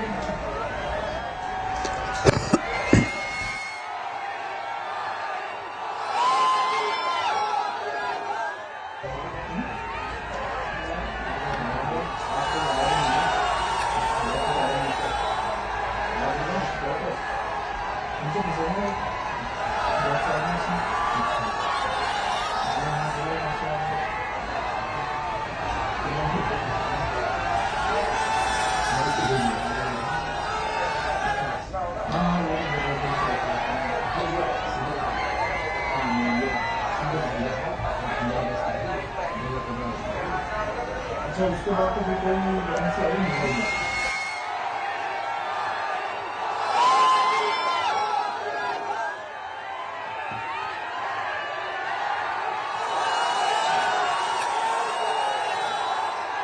तो ये सीधे दृश्य आप इस वक्त देख रहे हैं जामनगर से, जहां पर प्रधानमंत्री पहुंचे हुए हैं और ये प्रधानमंत्री के गुजरात दौरे की ये शुरुआत है। जामनगर में प्रधानमंत्री का स्वागत करने के लिए वहां पर लोगों का हुजूम वहां पर उमड़ा हुआ है और प्रधानमंत्री भी हाथ हिलाकर लोगों का अभिवादन स्वीकार कर रहे हैं। और ये काफी महत्वपूर्ण दौरा है प्रधानमंत्री का गुजरात का। कल प्रधानमंत्री पहले द्वारका जाएंगे और उसके बाद राजकोट में प्रधानमंत्री के महत्वपूर्ण कार्यक्रम हैं। अगर हम द्वारका की बात करें तो द्वारका में ओखा मुख्य भूमि और बेट द्वारका को जोड़ने वाले सुदर्शन सेतु का उद्घाटन प्रधानमंत्री करेंगे। ये जो ब्रिज है ये भारत का सबसे लंबा केबल ब्रिज है। उसके अलावा बाद में राजकोट में जब प्रधानमंत्री होंगे तो वहां से राजकोट, भटिंडा, रायबरेली, कल्याणी और मंगलागिरी को एम्स समर्पित करेंगे। इसके अलावा 200 से अधिक स्वास्थ्य देखभाल बुनियादी ढांचा परियोजनाओं की आधारशिला रखेंगे। ESIC यानी कि कर्मचारी राज्य बीमा निगम की 21 परियोजनाओं का उद्घाटन भी प्रधानमंत्री करेंगे। इसके अलावा नई मुंद्रा पानीपत पाइपलाइन परियोजना की भी प्रधानमंत्री आधारशिला रखेंगे। प्राकृतिक गैस और पेट्रोलियम से जुड़ी हुई ये परियोजना है। तो प्रधानमंत्री का ये दौरा न सिर्फ गुजरात के लिए बल्कि पूरे देश के लिए काफी महत्वपूर्ण है। इस वक्त ये दृश्य हम आपको जामनगर के दिखा रहे हैं, जहां पर प्रधानमंत्री पहुंचे हुए हैं और लोग प्रधानमंत्री का वहां पर स्वागत कर रहे हैं।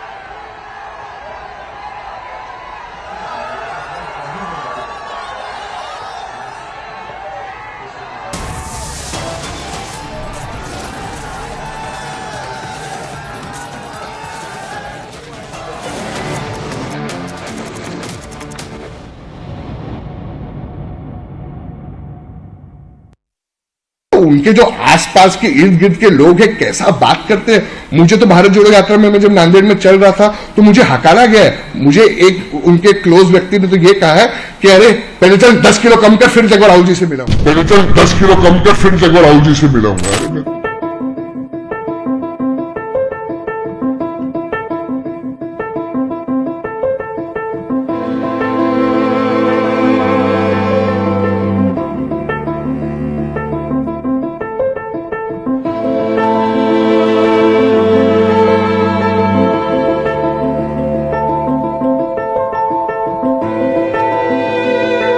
मेरे साथ जो भारत जोड़ो यात्रा में हुआ है, राहुल गांधी जी चलो अच्छे नेता है, वो अपना काम करें। मल्लिकार्जुन खड़गे जी मेरे पिता समान है, मगर कभी कभी क्या है कि खड़गे जी इतने वरिष्ठ नेता होने के बाद भी उनके हाथ बंधे हुए हैं, वो कभी कभी कुछ चीजें नहीं कर पा रहे हैं।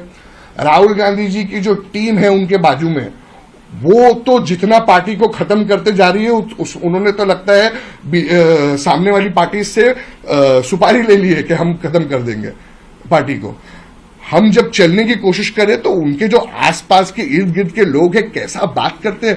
मुझे तो भारत जोड़ो यात्रा में मैं जब नांदेड़ में चल रहा था तो मुझे हकारा गया है। मुझे एक उनके क्लोज व्यक्ति ने तो ये कहा है कि अरे पहले चल 10 किलो कम कर फिर जगह राहुल जी से मिलाऊंगा। अरे मैं तुम्हारा विधायक हूं, यूथ कांग्रेस का अध्यक्ष हूं, तुम किसी को बॉडी शेम कर रहे हो? मैं फिर भी चल रहा हूं ना, और तुम्हारा खाता हूं क्या मैं?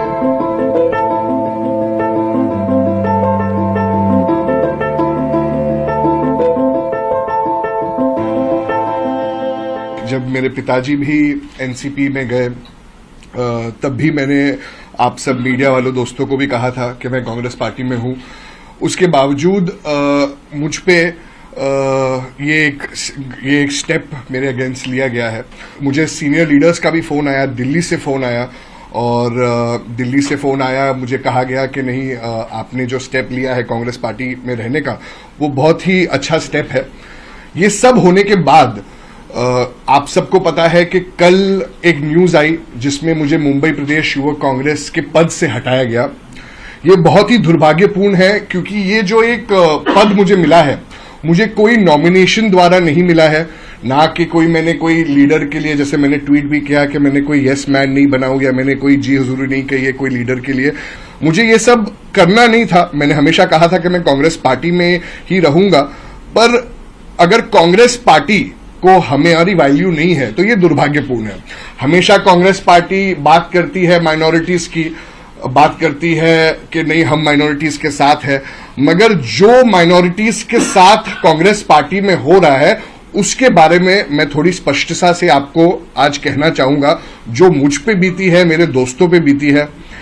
अगर आप देखेंगे तो कर्नाटका युवक कांग्रेस में भी एक मेरा मित्र है मोहम्मद नलपाड़, उसको भी सबसे ज्यादा वोट्स मिले थे, मगर पूरे देश में 2 ही लोगों के रिजल्ट्स तकरीबन 1 साल के लिए रोके गए थे। एक था मोहम्मद नलपड़ और एक था जीशान सिद्दीकी। आप सबको पता है कि मोहम्मद नलपड़ और जीशान सिद्दीकी में क्या चीज कॉमन है, हम दोनों मुस्लिम हैं।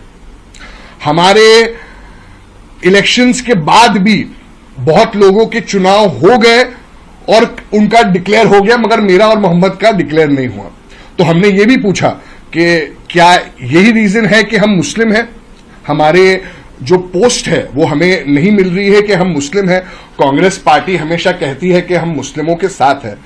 आप डेटा निकाल के देख सकते हो कि मुंबई कांग्रेस का आज तक कोई मुस्लिम पीसीसी सीनियर कांग्रेस का प्रेसिडेंट बना है क्या? आप बात करते हो मुसलमानों की कि मुसलमानों की रक्षा करते हैं, जितना कम्युनलिज्म कांग्रेस पार्टी में अंदरूनी है, जितना कम्युनलिज्म इंडियन यूथ कांग्रेस में है, वो कहीं नहीं है।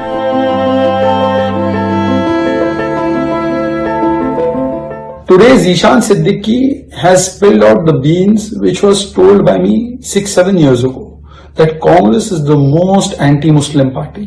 It may project for vote bank and for appeasement sake that it is with the minorities, but actually it has done the most damage to minorities. Today, Mr. Zishan Siddiqui is facing it himself, but we have seen that the Congress allowed riots after riots to be orchestrated, from Jalgaon to Ahmedabad, from Nelli to Bhagalpur to Hashimpura. All of this happened under Congress's watch and patronage. And the Congress party used to say Uddhav Sena is responsible for Mumbai riots. Today they are allied with them. Because Congress hates Muslims. They have only kept Muslim as a vote bank in poverty. But in reality, Congress never ever gives opportunity to anybody meritorious, especially from Muslim Samaj.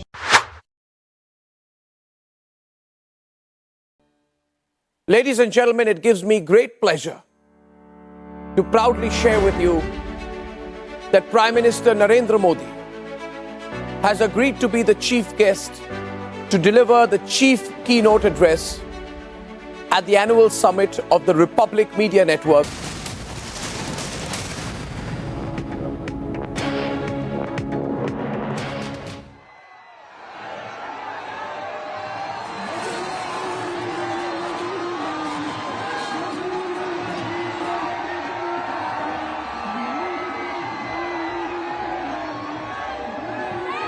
नगर से इस वक्त ये दृश्य आप देख रहे हैं जहां पर प्रधानमंत्री पहुंचे हुए हैं और काफ़ी संख्या में लोग वहां पर मौजूद हैं जो प्रधानमंत्री का स्वागत कर रहे हैं। सड़क के किनारे आप देख सकते हैं लोगों का हुजूम वहां पर उमड़ा हुआ है, वो प्रधानमंत्री का स्वागत कर रहे हैं। प्रधानमंत्री भी हाथ हिलाकर लोगों का अभिवादन स्वीकार कर रहे हैं और ये काफ़ी महत्वपूर्ण दौरा है प्रधानमंत्री का गुजरात का, जिसकी शुरुआत हो चुकी है। कल प्रधानमंत्री द्वारका में रहेंगे, राजकोट में रहेंगे और अगर हम द्वारका की बात करें तो प्रधानमंत्री वहां पर भारत के सबसे लंबे केबल ब्रिज का वहां पर प्रधानमंत्री उद्घाटन करने वाले हैं और जो भारत का सबसे लंबा केबल ब्रिज है वो द्वारका में ओखा मुख्य भूमि और बेट द्वारका को जोड़ने वाला है। इसका नाम सुदर्शन सेतु है, जिसका लोकार्पण प्रधानमंत्री कल करेंगे। अभी तक वहां पर जो आवाजाही है वो नाव के जरिए होती है, लेकिन अब इस पुल के जरिए आवाजाही होगी तो लोगों को काफ़ी सहूलियत होगी। और उसके बाद प्रधानमंत्री राजकोट जाएंगे और राजकोट का जो दौरा है वो प्रधानमंत्री का काफ़ी महत्वपूर्ण है। वहां पर प्रधानमंत्री राजकोट, भटिंडा, रायबरेली, कल्याणी और मंगलागिरी को एम्स समर्पित करेंगे। ये सब योजनाएं देश के विभिन्न हिस्सों में फैली हुई हैं। 200 से अधिक स्वास्थ्य देखभाल बुनियादी ढांचा परियोजनाओं की भी प्रधानमंत्री वहां पर आधारशिला रखेंगे। कर्मचारी राज्य बीमा निगम की 21 परियोजनाओं का उद्घाटन करेंगे और राष्ट्र को समर्पित करेंगे। इसके अलावा पेट्रोलियम और प्राकृतिक गैस से जुड़ी हुई एक परियोजना है नई मुंद्रा पानीपत पाइपलाइन परियोजना की भी प्रधानमंत्री आधारशिला रखेंगे। फिलहाल ये दौरा शुरू हो चुका है। प्रधानमंत्री इस वक्त जामनगर में हैं। जामनगर से ये दृश्य हम आपको दिखा रहे हैं जहां पर प्रधानमंत्री एक रोड शो वहां पर कर रहे हैं और आप देख रहे हैं सड़क के किनारे काफी संख्या में लोग वहां पर मौजूद हैं। लोगों का हुजूम उमड़ा हुआ है। लोग प्रधानमंत्री का स्वागत कर रहे हैं। प्रधानमंत्री भी हाथ हिलाकर लोगों का अभिवादन स्वीकार कर रहे हैं।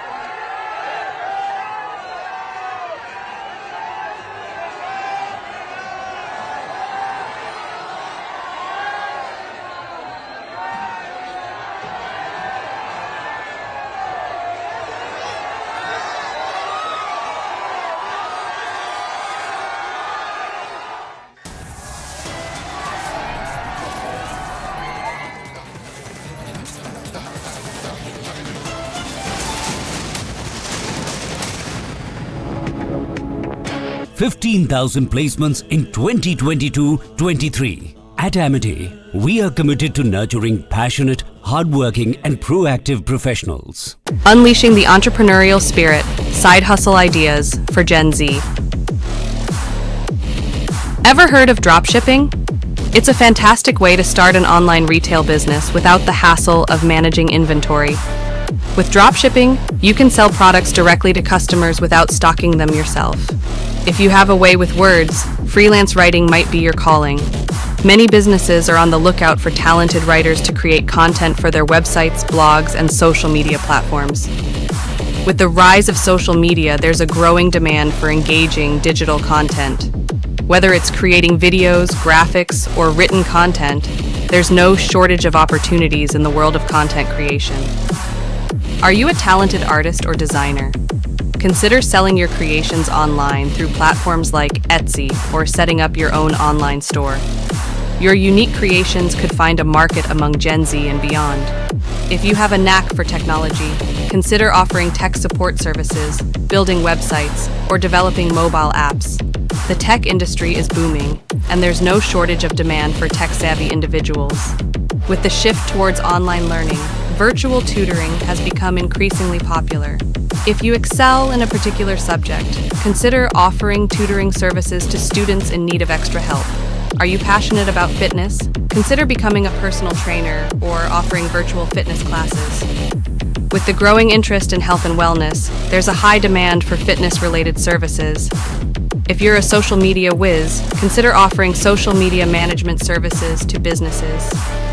Many companies are looking to expand their online presence and need help managing their social media accounts. Are you a master at planning parties and events? Consider starting an event planning business. From weddings to corporate events, there's always a demand for talented event planners. If you have a passion for photography, consider offering your services for events, portraits, or even stock photography. Your creative eye could turn into a profitable side hustle. Are you fluent in a second language? Consider offering language tutoring services. Many people are looking to learn a new language for personal or professional reasons. There you have it, a plethora of side hustle ideas for Gen Z to explore. Whether you're into art, technology, fitness, or event planning, there's a side hustle out there waiting for you.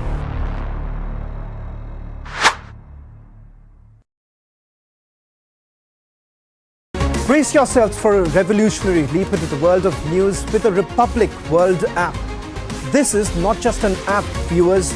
It's a direct conduit to a world of news delivered with unparalleled authority and integrity right at your fingertips. Republic World app is your gateway to the latest updates, live streams, and the debates that have become the hallmark of our journalistic prowess.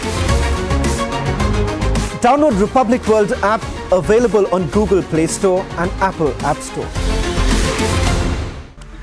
Welcome back, ladies and gentlemen.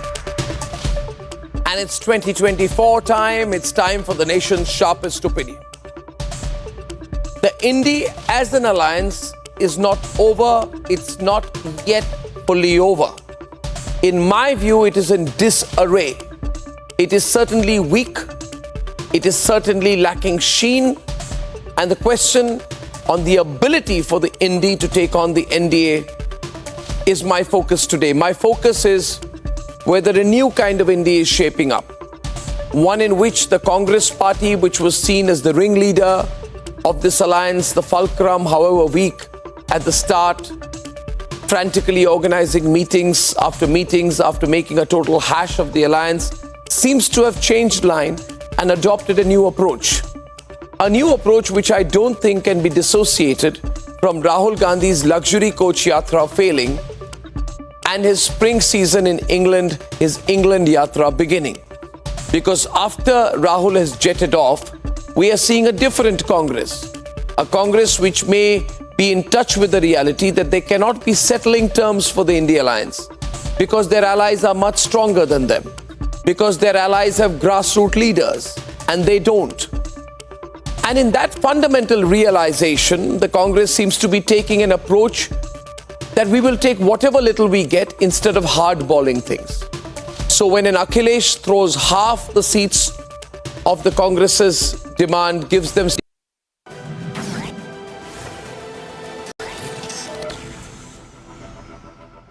Reading तो पहले से start हो जाता है, लेकिन उससे पहले writing start नहीं होता बच्चों का। तो ये जो शेख शाहजहां है, इसका जो हाथेखोरी हुआ था, यानी बिगिनिंग जो लैंडिंग शुरू हुआ था, वो सीपीएम के समय में हुआ था और इसको मास्टर तक पहुंचाया, पीएचडी तक पहुंचाया टीएमसी ने। तो ये दोनों का इसमें पार्टिसिपेशन है। उसके बाद ये 6 जनवरी से ये यहां से चला गया और उसके बाद कहां गया किसी को पता नहीं। जहां तक मुझे या हमारे लोगों को पता है कि पुलिस जानती है और टीएमसी जानती है ये कहां है शेख शाहजहां। तो शेख शाहजहां अभी भी लापता है 6 जनवरी से 3 नाउ, और पश्चिम बंगाल की पुलिस उसे ढूंढ नहीं पा रही है। इतना सफाई से वो छुपा हुआ है। कहां छुपा हुआ है मुझे लगता है पुलिस पूरी तरीके से जानती है। उसके बाद महिलाओं ने अपना मुंह खोलना शुरू किया और जब वो दृश्य सामने आया, सबके सामने आया, मेरा सिर्फ नहीं, मुझे लगता है कोई भी सेंसिटिव जो मैन या वुमेन जो भी हो, अगर वो सुनेगा, उनका जीव दहलाना चाहिए या ब्लड बॉयल होना चाहिए। क्या होता था? महिलाएं क्या बोल रही है? मारपीट होता था, जमीन ले लिया गया, छोड़ दीजिए उसको, वो तो आएगा जाएगा। महिलाएं ऑन कैमरा बोल रही है कि शेख शाहजहां के लोग पुलिस के साथ बाइक में सुबह आते थे देखने के लिए संदेशखाली के गांवों में कि किसकी बहन किसकी बहू सुंदर है, देखने में खूबसूरत है।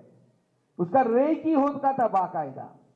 और उसके बाद रात को, शाम को उनको टीएमसी के पार्टी ऑफिस में बुलवाया जाता था और उसको जाना पड़ता था। आप सोचिए, after the independence 75 years of independence, Sandeshkhali, the women of the Sandeshkhali, they were facing this kind of discrimination and the brutality। और वहां पे जाने के बाद उनके साथ रेप होता था, एक दिन नहीं, लगातार जब तक उनका जीना बढ़ जाए तब तक उनके साथ रेप होता था और वो किसी को कुछ बोल नहीं भी सकते।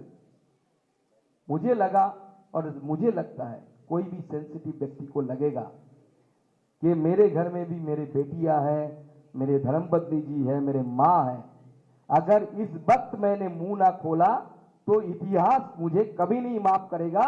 जो लोग मुंह नहीं खोल रहे, मुंह छुपा रहे हैं, इतिहास उनको कभी माफ करने वाला नहीं है। क्योंकि महिलाओं के साथ जो घटना घटी, इस घटना घटने के बाद अगर आप मुंह नहीं खोलते, मतलब इसका मतलब है आप में दिल या जो भी बोलिए सेंसेशन नाम की कोई चीज नहीं है। आपको मुंह खोलना चाहिए irrespective of party line. We have to oppose this, it cannot be the culture, ये हो नहीं सकता।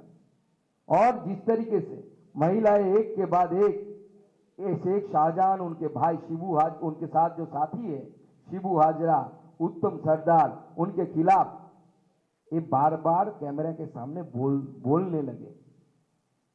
उनको पूछा गया, अरे 7-8 साल से चल रहा था, अब अभी क्यों बोल रहे हैं, उस समय क्यों नहीं बोले?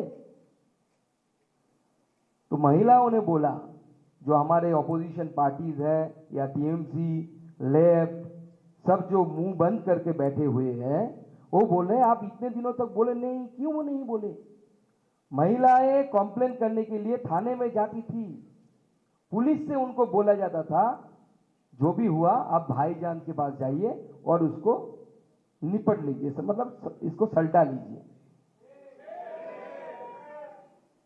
कोई हमारे जो यहाँ पे घोषक थी बहन हमारी, वो बोल रही थी कि जेएनयू में भी ऐसी होती है कि अगर एसएफआई के बीच कुछ हो गया तो एसएफआई के 4 आदमी बैठ के इसको सुलझाएंगे, आयशा में कुछ हो गया तो इसको सुलझाएंगे। तो खाप पंचायत हो गया।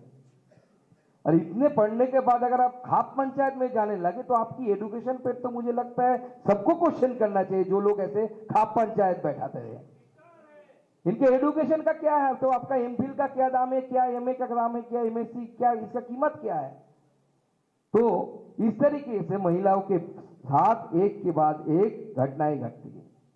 लेकिन उन लोगों के भागने के बाद, स्पेशली शेख शाहजहां को संदेश खाली छोड़ने के बाद लोगों में जोश आया। उन्होंने एक के बाद एक उनका जो संपत्ति था, शिबू हाजरा का पोल्ट्री फार्म था जो सरकारी जमीन पे बना हुआ था, उसको जला दिया। आप जाएंगे संदेशखाली में, इस घटना से पहले मैं नाजाट थाना बोल के एक पीएस होता है वहां पे, उसका घेराव के लिए गया था। तो मैं पहली बार संदेशखाली घुस रहा था और that was the first political programme after the 2021 defeat of BJP in the Nazat area. मैं जा रहा था, मैं देख रहा था कि लैंड एकड़ आफ्टर एकड़ भेरी हो गया। भेरी मतलब low deep pond use for the fisheries, और जमीन को भेरी बना दिया जाता है। और ये जमीन जो है ऑन रिकॉर्ड आप देखेंगे कोई एसटी लोगों का जमीन है, शेड्यूल ट्राइब लोगों का जमीन है। लेकिन उस शेड्यूल ट्राइब का जमीन जिसके नाम पे है, जब आप उसके घर में जाएंगे आप देखेंगे कि वो तो टूटे हुए घर में रह रहे हैं। लेकिन उसके ही जमीन पे वो फिशरीज का प्रोजेक्ट बना हुआ है जिसका पैसा कोई किसी और को मिल रहा है। सारे जमीन का मालिक शेख शाहजहां, शिबू हाजरा, उत्तम सरदार और इनकी जो ग्रुप है, पूरा ग्रुप, वो लोग पैसा उठाते थे। और आपके जमीन आपको लीज ले लिया, एक पैसा भी नहीं दे। अगर आप कुछ अपोज करते हैं तो पार्टी ऑफिस में बुलाकर डंडे से पीटा जाता था पूरा रात। उसके साथ अगर आपकी बीबी सुंदर हुई तो उसको भी रात में आना पड़ेगा उनके साथ सोने के लिए, जब तक उनका मन ना भरे। आप एक बार सोचिए, मैं यहाँ पे जो मैं सुन रहा था कि यहाँ पे तो मैं बोल रहा था पैलेस्टाइन में कुछ हो जाता है, कहीं इराक पे कुछ हो जाता है, तो यहाँ पे वो जोर शोर से आंदोलन शुरू हो जाते हैं। लेकिन अभी कुछ लोग चुप है, मम है। मैं सिर्फ उन्हें एक इतना ही अनुरोध करूंगा, जो ये महिलाएं जो बोली, एक बार उस संदेशखाली महिला के जगह पर अपने आप को या अपने घर के किसी महिला को रख के एक बार देखिएगा कि आपका खून खोलता है कि नहीं खोलता है। अगर आपका खून खोलता है तो आपको इसका प्रतिवाद करना चाहिए, इसके खिलाफ आवाज उठानी चाहिए। इसके आपका पॉलिटिकल स्टैंड के साथ अगर कॉम्प्रोमाइज होता भी है फिर भी आवाज उठाना चाहिए। लेकिन क्योंकि महिलाओं के बिना ये देश आगे नहीं बढ़ सकता। विवेकानंद ने बोला था कि सोसाइटी एक पक्षी की तरह है जिसका 2 विंग, एक पुरुष है एक महिला है। अगर एक भी विंग अगर वीक हो जाता है तो पक्षी जैसे उड़ नहीं सकता, ऐसे सोसाइटी देश भी उड़ नहीं सकता। तो महिलाओं के साथ जो घटना घटी, इसका प्रतिवाद हमें सबको हमें करना चाहिए। उसके बाद जब हम लोग जाने लगे, पहले शुभेंदुदा ने कोशिश किया जाने के लिए, 144 इंपोज कर दिया गया। कोर्ट ने बोला कि 144 इलीगल है, क्योंकि police has not specified any area. आपको अगर 144 करना है तो आपको पूरा एरिया बताइए, कहां कहां पे आप 144 कर रहे हैं। तो अगले दिन सब कोशिश कर रहे हैं, शुभेंदुदा भी कोशिश कर रहे थे जाने के लिए। अगले दिन फिर 144 वाज इम्पोज्ड, और वो भी कैसे? स्पेसिफाइड एरिया ऐसे चुना गया, संदेशखाली एक आइलैंड है, आपको फेरी पार करना होता है, हर फेरी घाट में 144 लगा दिया गया, कोई जा ना पाए। शुभेंदुदा फिर कोर्ट में गए, उनको मिला। उससे पहले मैं जाने की कोशिश किया, मुझे वहां पे रोका गया। मेरा उसके साथ हमने ठीक किया कि ठीक है, आप संदेशखाली नहीं जाने देंगे, हम आपका एसपी ऑफिस का घेराव करेंगे जो बशीरहाट में है। बशीरहाट में हम एसपी ऑफिस घेराव करने गए, पुलिस के साथ झड़प हुई और हमारे कार्यकर्ता को अरेस्ट कर लिया गया। मैं वहां पे सिट इन डेमोन्स्ट्रेशन में बैठा, शाम के लगभग 5 बजे से शुरू हुआ, रात के 1:30 बजे तक सिट इन डेमोन्स्ट्रेशन चला। पुलिस को हमारा मांग था कि आप जो लोगों को पकड़े हैं उन लोगों को आप छोड़ना पड़ेगा, क्योंकि उन लोगों ने कोई क्राइम नहीं किया। आप शेख शाहजहां को नहीं पकड़ सकते, इन ग्राम वालों को क्यों पकड़ रहे हैं आप? पुलिस ने वहां से मुझे और मेरे कार्यकर्ता को पूरा खींच के लेके गए कि जाके रात के 2 बजे तक एक मैदान में लेके गए। पहले नक्सलाइट आंदोलन जब पश्चिम बंगाल में चलता था तो ऐसे मैदान में नदी के पास लेके जाते थे एनकाउंटर के लिए। तो हम भी सोच रहे थे यहाँ कहाँ है लाए, अगर ले जाना था थाना में लेके जाते थे, वहां पे बेल बॉन्ड में साइन करके हमें छोड़ा जाना था। लेकिन वहां पे जाके थाना, वहां पे मैदान में बैठाया गया, वहां पे बेल बॉन्ड में साइन करके हमें छोड़ा गया। मैं उधर रुका टाकी में। दूसरा दिन वहां पे पुलिस के साथ झड़प हुआ, आपको शायद विजुअल्स देखा जिसमें मैं गाड़ी के ऊपर चढ़ा हुआ हूँ। वहां पे पुलिस के साथ खींचातानी हुई, मैं इंज्योर्ड हुआ, मुझे 2 दिन हॉस्पिटल में रहना पड़ा। उसके बाद शुभेंदुदा को कोर्ट ने आदेश दे दिया और शुभेंदुदा संदेशखाली गए। पहली बार कोई बीजेपी के नेता संदेशखाली पहुंच पाया, और उस समय माताओं ने उनके सामने आकर रो रो के फूट के आप बीती बताई, और वहां पे हजारों की संख्या में लोग आके पूरी चीज हमारे सामने रखी। आज वहां पे स्थिति ऐसी है। उसके बाद मैं भी गया, वहां पे महिलाएं आई, मैं थाने के सामने, संदेशखाली थाना के सामने डेमोन्स्ट्रेशन पे बैठा। मुझे दोनों हाथों से खींचकर लॉन्च में उठाकर फिर भेजा गया। 2 दिन पहले की बात है, उधर भी अरेस्ट किया गया। लेकिन महिलाएं आके ओपनली बोल रही है कि हम मुंह पहले ढककर बात बोल रहे थे, अभी मुंह ढके बिना अपनी बात आपने सामने रख रहे हैं कि हमारे साथ क्या हुआ। टीएमसी क्या बोल रही है? What is the stand of TMC? From the beginning it was the denial mode. कुछ हुआ ही नहीं, नहीं, ऐसा नहीं हो सकता। आज भी टीएमसी फील करती है कि ऐसा हुआ ही नहीं, जहां के एक महिला कैमरे के सामने बार बार बोल रही है। एक उम्र दराज महिला सामने बोल रही है कि मैंने अपने बहू को मध्य प्रदेश भेज दिया काम करने के लिए। तो पूछा गया क्यों? क्योंकि मेरा बहू सुंदर है देखने में। अगर संदेशखाली में रहेगी तो उसको टीएमसी के लोग, शेख शाहजहां के लोग उठा के लेके जाएंगे और रातों भर उसके साथ बलात्कार होता रहेगा। आप 20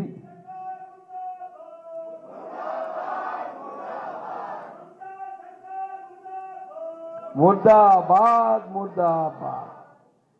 आज के इस 21st सेंचुरी में आके अगर किसी महिलाओं के साथ ऐसा घट रहा है तो ये हमें सोचना चाहिए कि हमें क्या स्टैंड लेना चाहिए और हमें क्या करना चाहिए। मैं तो आप लोगों को आमंत्रण दूंगा कि आप लोगों को भी टीम तैयार करके एक बार संदेशखाली जाना चाहिए, महिलाओं से मिलना चाहिए, उनके पास खड़े होना चाहिए।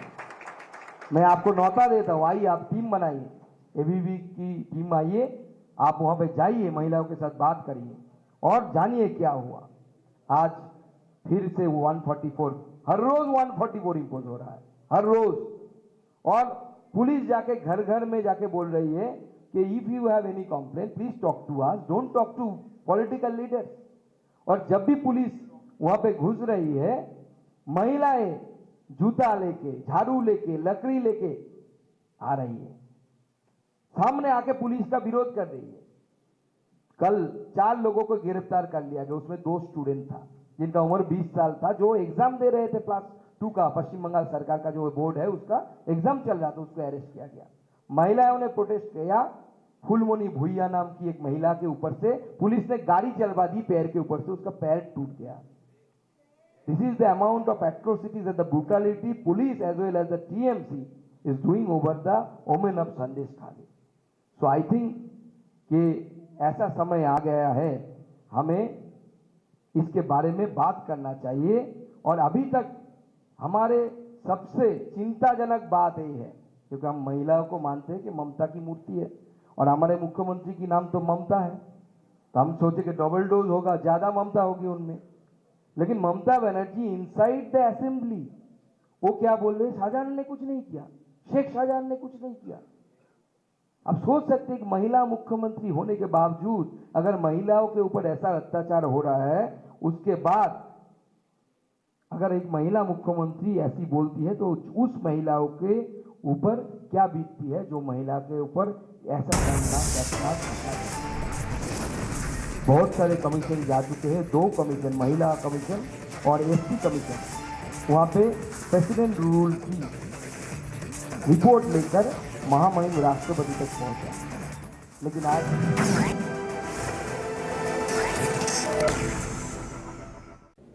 In the last decade, there's been an explosion of consumer-directed wearable devices that can help them monitor certain health conditions.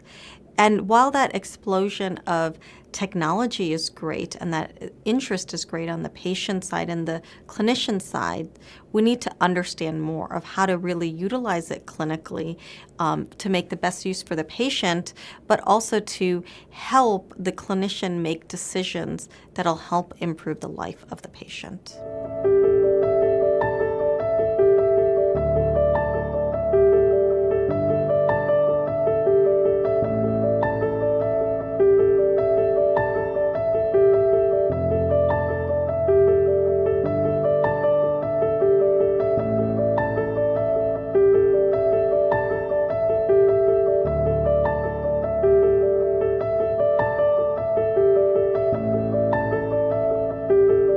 I'm Lakshmi Mehta, and I'm a preventative cardiologist at The Ohio State University Wexner Medical Center. Lately in my clinic, I've seen more patients starting to ask about their wearable devices. So some of that may be watches or rings that they've used, or even pulse oxes that they have at home. And they're asking, what does this data mean? Or I'm experiencing this, can you look at what the output of this device is? And it's kind of empowered them to take things beyond our office visit to try and understand why they may be feeling something or why they may not be experiencing what they would like to in terms of sleep. And so they come and ask me, what should I do about this? These wearable devices that patients have can help in several different ways. Like if it's some of the rings can kind of tell them what their heart rates are like, how their sleep is impacted, how much sleep they're getting, how deep that sleep is. Some of them can even tell about body temperature, so are they starting to get sick or not. Watches can look at heart rates, look at step counts, and that's where the industry first started, was on step counts. And now the watches can even look at your heart rhythm and give you simple EKGs. There's other devices that the patient doesn't necessarily wear, but they can just touch their fingers to at home, and it can give you an EKG even to tell you what your heart rhythm is doing at that time. So the accuracy of the devices really vary. Not all of them are FDA cleared, and so that can be problematic and why you have to use it with the caution and share it with your clinician. So I've had some patients that have come into the office and it has indicated that they might be having an extra heartbeat or an early heartbeat, as we like to call it, that makes them feel certain ways. I've had some patients that have shown me on their device that they have atrial fibrillation, and so what they're feeling is real, and then we need to alter their medications. And then for some patients, it's been helpful for them that when they feel something, they're reassured that the rhythm looks okay. I've had other patients that have said, now I know why I'm having so many palpitations. I'm not getting enough sleep, or it's not deep enough sleep. So now I'm working on that. So some patients have even said that when they were right before they were getting COVID or some other illness, they noticed that their ring was telling them that their temperature was creeping up. So it's been interesting to see those little tips that patients can see in themselves before they actually surface to our office. Now, one thing I do want to warn people about the wearable devices is the wearable devices will not detect if you're having a heart attack. So if you think you're having a heart attack or stroke, you really should just be calling 911. Sometimes patients wear our heart monitors and they might wear it for 30 days or a day or two, and we don't catch anything, and the patients are always frustrated. And when they have these devices, whether it's a watch or another device where they can put their fingers on and catch an EKG, then they have a little bit more sense of control of I didn't have it when I wore the monitor, but I'm feeling it now. Let me capture it. And it's funny thing is we do capture things on those that we might have missed on a monitor because it wasn't worn long enough.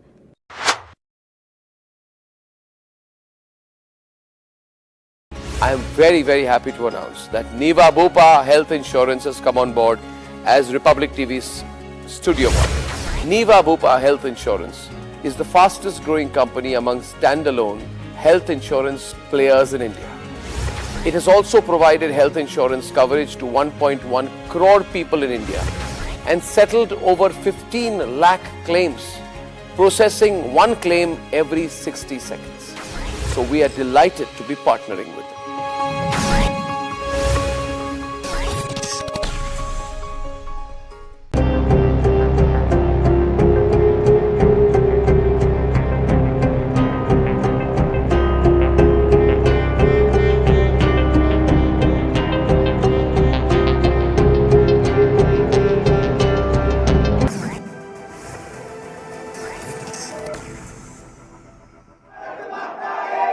Kashmir से कन्याकुमारी वंदे वंदे। सम्मानित हमारी विद्यार्थी परिषद की साथियों और JNU के साथ जुड़ा हुआ सबको मैं वंदन करता हूं, आभार प्रकट करता हूं। मेरा साथ बहुत विस्तार से बात किया और जो जमीनी हकीकत संदेशखाली में है, बंगाल में है, विस्तार से बताया। बंगाल की लोकप्रिय सांसद हमारी भारतीय जनता पार्टी की प्रदेश अध्यक्ष doctor Sukanta Majumdar ji,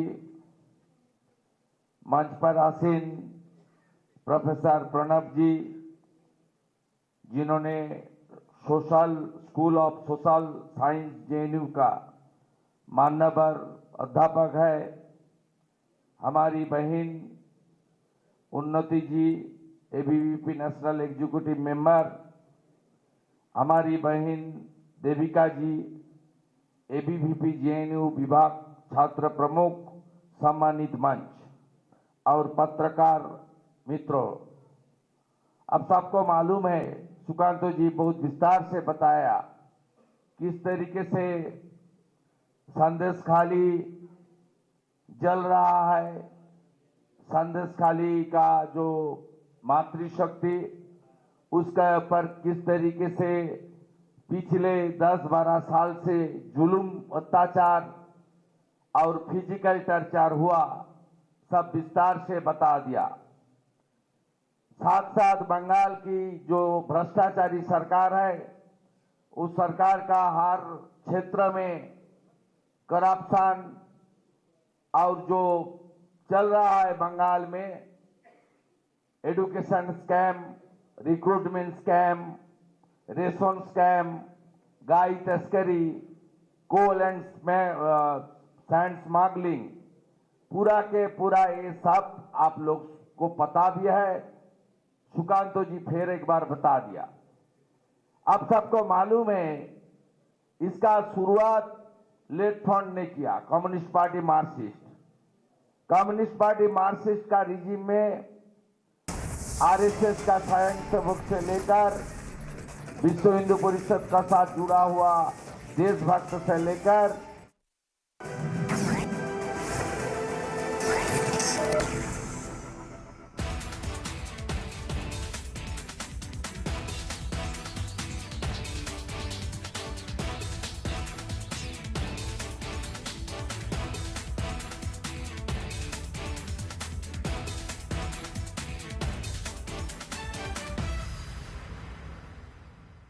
I am not a Malala Yousafzai. I am not a Malala Yousafzai. Because I am free and I'm safe in my country, India. In my homeland, Kashmir, which is part of India.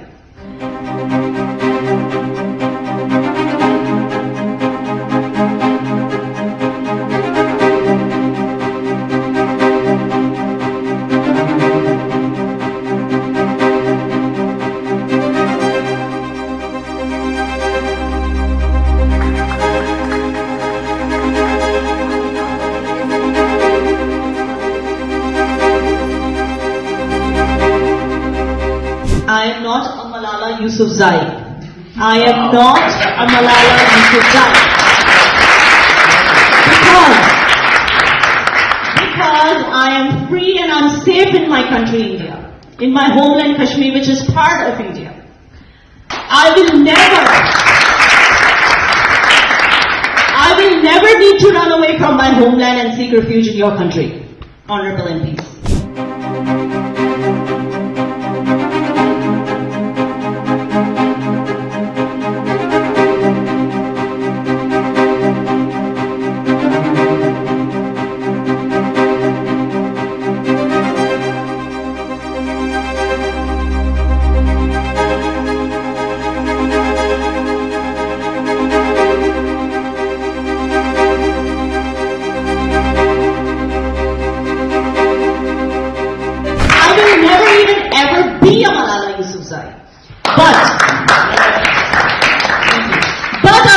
To Malala Yousafzai defaming my country, my progressing homeland by calling it oppressed. I object to all such toolkit members on social media and from foreign media who've never cared to visit Indian Kashmir but fabricate stories of oppression from there. I urge you all to stop polarizing Indians on grounds of religion. We won't allow you to break us.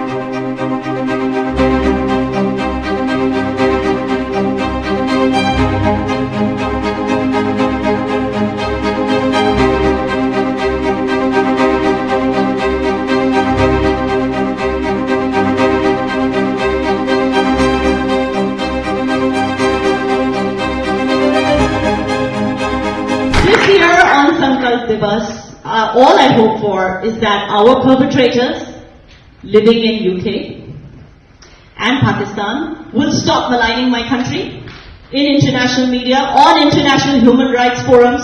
Stop unwanted selective outrage. Stop trying to polarize Indian society remotely from your cozy UK living rooms.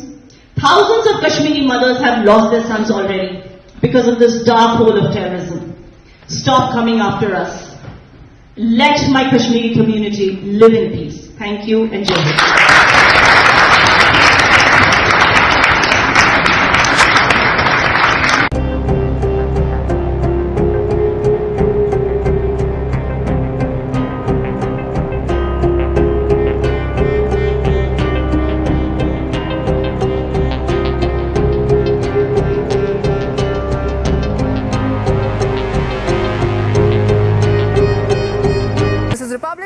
Studio, your one stop for all the breaking news updates, and I am Nikita Sahai.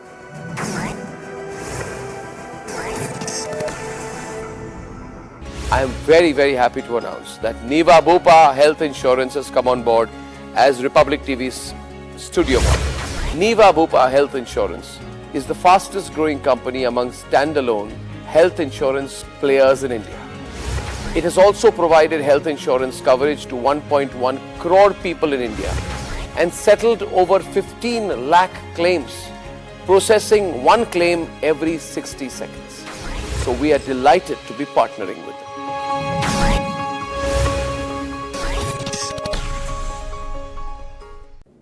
In the last decade, there's been an explosion of consumer-directed wearable devices that can help them monitor certain health conditions. And while that explosion of technology is great and that interest is great on the patient side and the clinician side, we need to understand more of how to really utilize it clinically to make the best use for the patient, but also to help the clinician make decisions that'll help improve the life of the patient.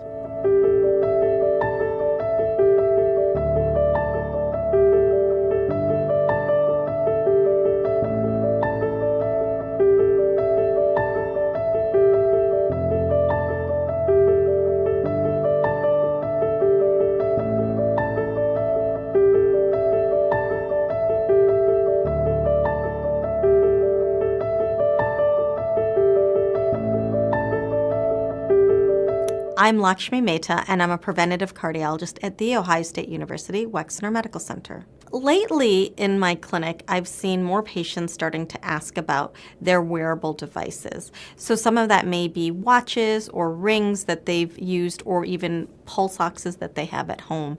And they're asking, what does this data mean? Or I'm experiencing this, can you look at what the output of this device is?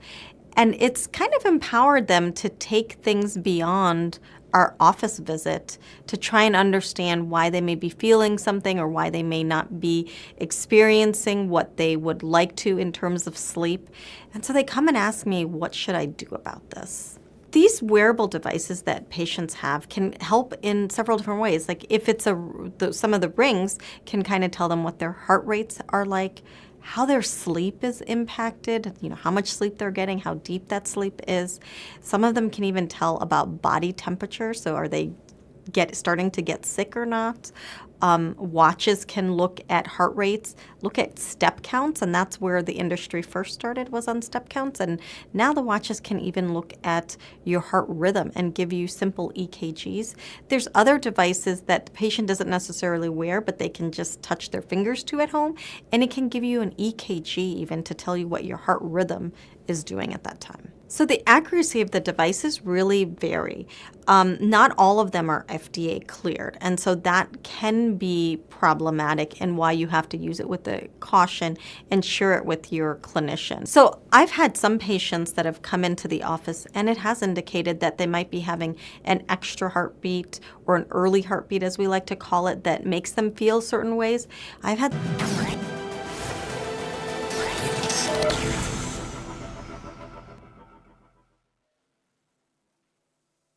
Hello, very warm welcome. We are watching Republic TV. I'm Rakshita Mishra with you. Let's get started with all the top stories making headlines.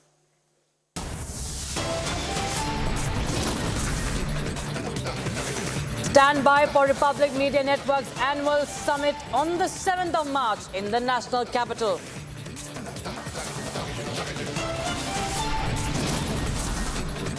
Honorable Prime Minister to grace Republic Summit as the chief guest, Home Minister and Finance Minister to deliver keynote address.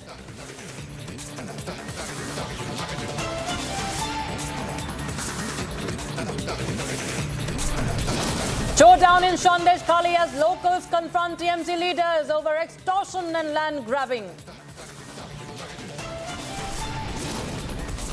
Congress and Aam Aadmi Party finalized seat sharing deal ahead of the big polls. Pact announced in 5 states. In a big move, Himanta government scraps Muslim Marriage and Divorce Act. Opposition calls it communal. Congress insults martyrs, says NDA might win elections if Pulwama rerun happens. Rahul Gandhi backs the comment.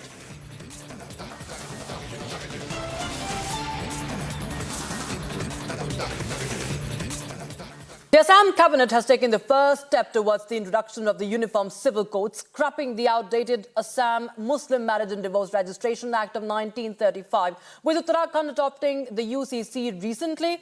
Assam Chief Minister Himanta Biswa Sarma has signalled a significant shift towards uniformity in civil laws. Amid the praises, the opposition is accusing BJP of incitement. Is a detailed report on the developments.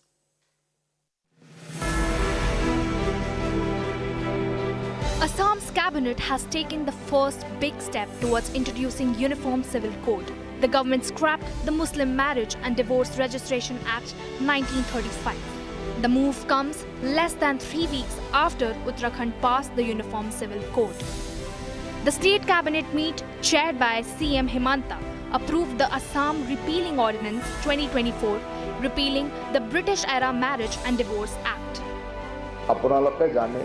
যে আমার মুখ্যমন্ত্রী ডাঙৰীয়াই ইতিমধ্যে কৈছিলে যে আমি uniform civil কোডৰ ফালে গৈ আছো গতিকে ইউনিফর্ম সিভিল কোডৰ টুৱাৰ্ডছ জাৰ্নি আজি এটা অত্যন্ত গুৰুত্বপূৰ্ণ সিদ্ধান্ত লোৱা হৈছে যে অসমত Muslim marriage and divorce registration act 1935 যিখন 1935 চনৰ Assam Muslim Marriage and Divorce Registration Act asile eikhon batil kora hoise ba kharij kora hoise repeal kora hoise gotike etia ajir cabinete ei Assam Muslim Marriage and Divorce Registration Act 1935 nohua korile aru jar folot ajir pisot aru etiar pisot aru ei actor joriote registration Muslim marriage registration বা divorce registration হ'ব নোৱাৰিব কাৰণ আপোনালোকে জানে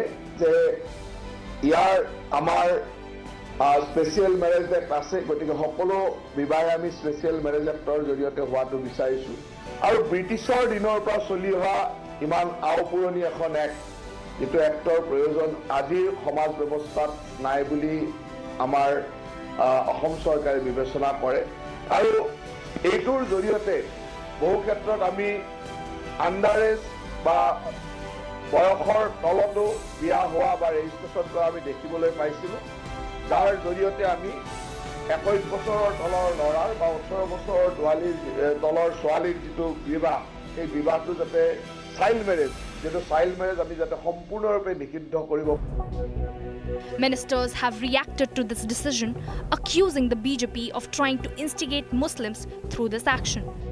देखिए आसाम के मुख्यमंत्री का एजेंडा बड़ा साफ नज़र आ रहा है कि उनका इरादा यही है कि किस तरीके से एक कम्युनिटी को टारगेट किया जाए पहले यूसीसी लेकर आते हैं यूनिफॉर्म सिविल कोड का डेफिनेशन मेरे हिसाब से आसाम के मुख्यमंत्री को पता नहीं है यूनिफॉर्म मतलब यूनिफॉर्म होता है आप उसके अंदर शेड्यूल्ड ट्राइब्स को छोड़ देते हैं दूसरे कम्युनिटीज़ को छोड़ देते हैं सिर्फ मुस्लिम्स को कैसा टारगेट किया है उनका ये एजेंडा है मुसलमानों को भड़का के अपना वोट वो लोग पोलराइज कराना चाहते हैं जो मुसलमान नहीं होने देंगे ये पहला स्टेप यूसीसी लाने का पहला स्टेप लेकिन इसी के जरिए से बीजेपी गवर्नमेंट मर जाएगी Assam Chief Minister Biswa expressed concerns over the act allowing marriages of males below 21 and females below 18. Uttarakhand and Gujarat will bring UCC first and Assam will follow them with some new addition to that bill like Assam model. But I am waiting to see the bill of Uttarakhand and once Uttarakhand bill is done, we'll bring the same bill but there will be considering that we are working against child marriage, we are working against polygamy. So there will be some Assam's innovation into the bill. After Uttarakhand, is the Assam government now gearing up to implement UCC? Bureau Report, Republic TV. Under Viksit Bharat, Vikasit Chhattisgarh, Prime Minister Narendra Modi laid the foundation stone for multiple development projects worth over 34,000 crore rupees in Chhattisgarh. These projects are dedicated to various sectors like roads, railways, coal power and solar energy. During his address, Prime Minister Modi hit out at the previous government for hindering development in the state. Listen in.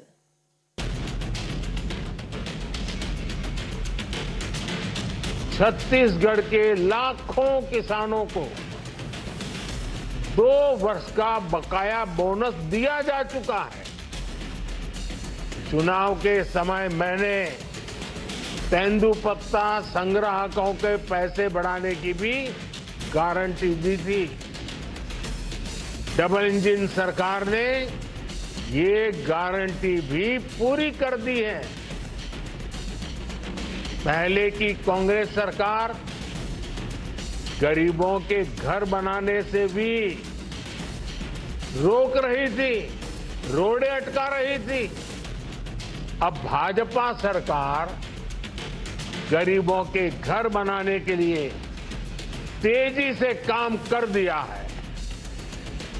हर घर जल की योजना, हर घर जल, इस योजना को भी सरकार अब तेजी से आगे बढ़ा रही है।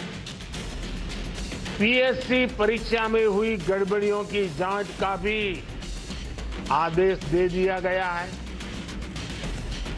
मैं छत्तीसगढ़ की बहनों को महतारी बंधन योजना के लिए भी बधाई देता हूं। इस योजना से लाखों बहनों को फायदा होगा। ये सारे निर्णय दिखाते हैं कि बीजेपी जो कहती है वो करके दिखाती है। इसलिए लोग कहते हैं मोदी की गारंटी यानी गारंटी पूरा होने की guarantee. Now the stage is set for the mega Lok Sabha elections, and in a significant development, Congress and Aam Aadmi Party have announced its seat-sharing deal for the upcoming elections. And the big question is, will the INDI be in a position to take on the BJP? Here's all that you need to know in this report. Ahead of the upcoming Lok Sabha elections, Aam Aadmi Party and Congress have announced their seat-sharing deal.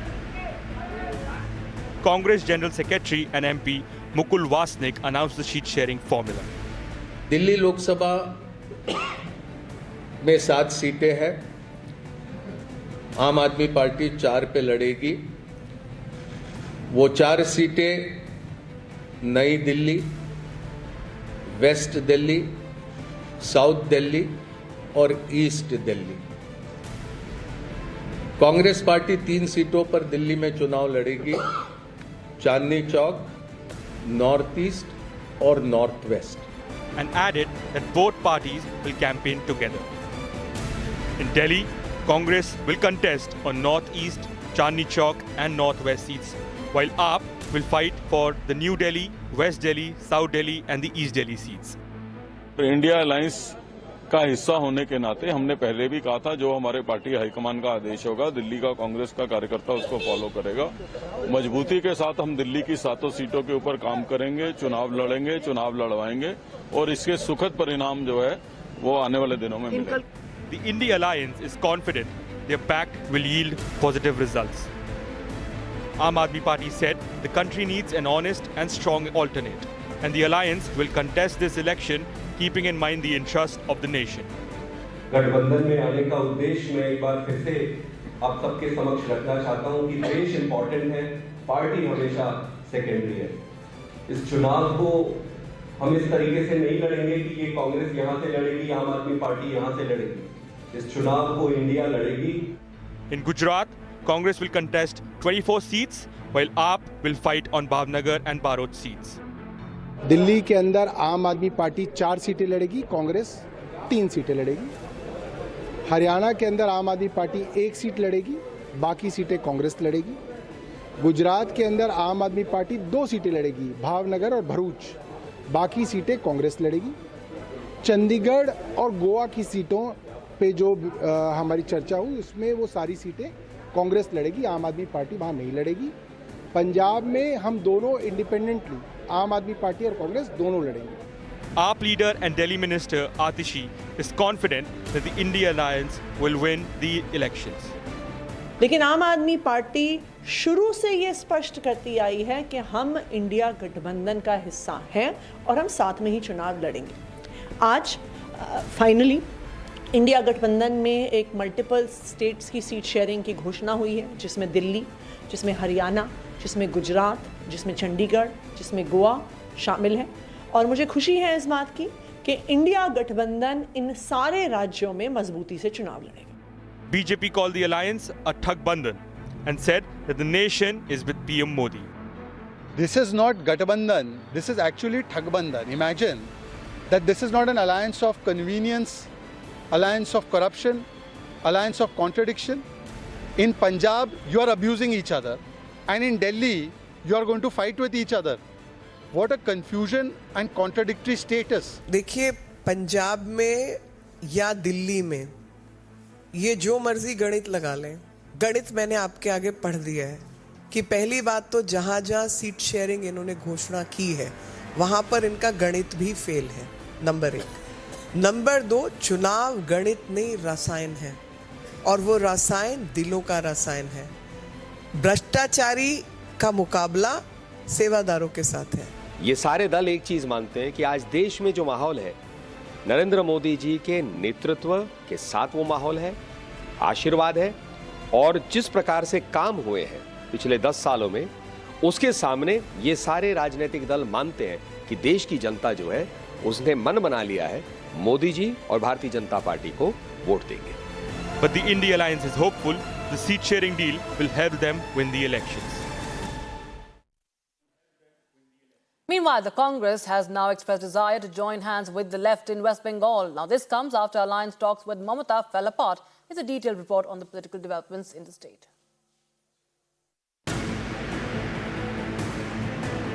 Ahead of the upcoming Lok Sabha elections, Bengal Congress chief Adhir Ranjan Chaudhary has said that the grand old party is ready to ally with the left.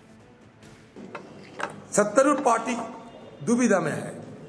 दुविधा number 1, हम India गठबंधन छोड़ के अकेले चुनाव में उतरे तो बंगाल की अल्पसंख्यकों ने हमारे खिलाफ वोट डालेंगे। दुविधा नंबर 2, मोदी की सरकार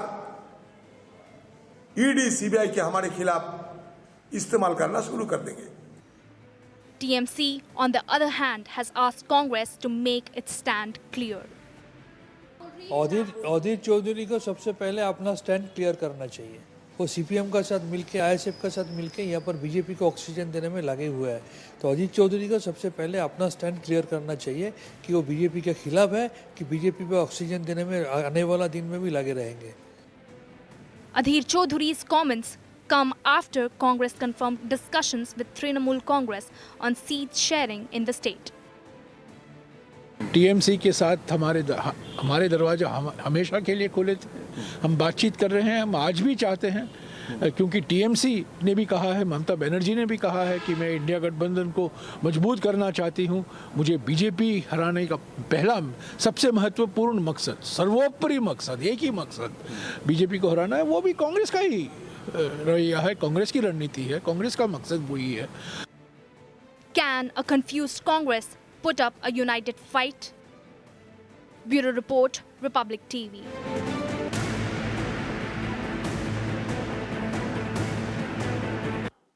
And in the run-up to the big elections, Congress has stooped to a new low, this time insulting the brave sacrifice of our Pulwama martyrs. Listen into this report to know what is this controversy all about.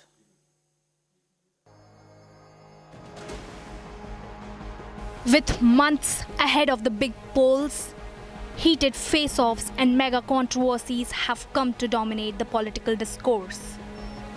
But Congress stooped to a new low today. Listen in as martyrdom of our braves was mocked. आज के वर्तमान परिस्थिति में चुनाव हो जाए तो 200 के नीचे आएंगे। वो अलग बात है कि पुलवामा जैसा घटना करा दें, अलग बात है। बम फेंकवा दें जो अप्रत्याशित हो, लोग इमोशनल हो जाएं, जैसे पुलवामा का कांड करा करके इन्होंने इमोशनल कर दिया था देश को। What followed was backing from the party top brass. तो ये हुआ बीजेपी का सिस्टम। एक व्यक्ति ध्यान भटकाता है, कभी आपको बॉलीवुड की बात बताएगा, कभी आपको उधर देखने को कहेगा, कभी सर्जिकल स्ट्राइक की बात करेगा, मगर ध्यान भटकाएगा आपका।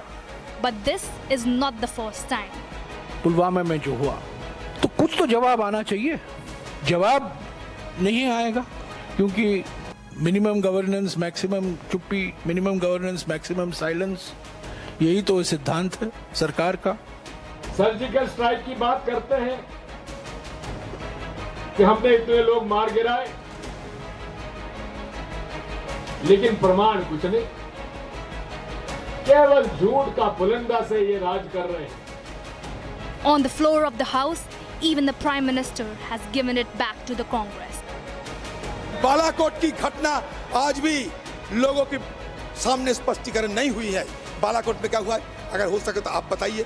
हमारे और एक कद्दावर मंत्री आ गए, अमित शाह जी बता सकते कि बालाकोट में असलियत हुआ क्या था। ये आज तक इसका जानकारी नहीं है। भारत की सेनाएं सीमाओं से लेकर के समंदर तक अपने सामर्थ्य को लेकर के आज भी आग है। हमें हमारी सेना के पराक्रम पर गर्व होना चाहिए। हम कितना ही उनके मोरल तोड़ने की कोशिश करें, मुझे मेरी सेना पर भरोसा है। मैंने उनके सामर्थ्य को देखा है। कुछ राजनेता सेना के लिए हल्के फुल्के शब्द बोल दें, इससे मेरे देश की सेना डिमोरलाइज होगी। ये सपनों में कोई रहते तो निकल जाए। 5 years on, the ghastly attack cannot be forgiven. 5 years on, the nation will not forget the sacrifice of our 40 brave hearts. And any attempt to mock the Pulwama attack won't be tolerated. Bureau Report, Republic TV. Following days of protest, the Uttar Pradesh Police Constable exam has been cancelled over serious allegations of paper leaks. UP Chief Minister Yogi Adityanath has directed that the exams be reconducted in the next 6 months and has promised strict action against those who are responsible. Here's a report.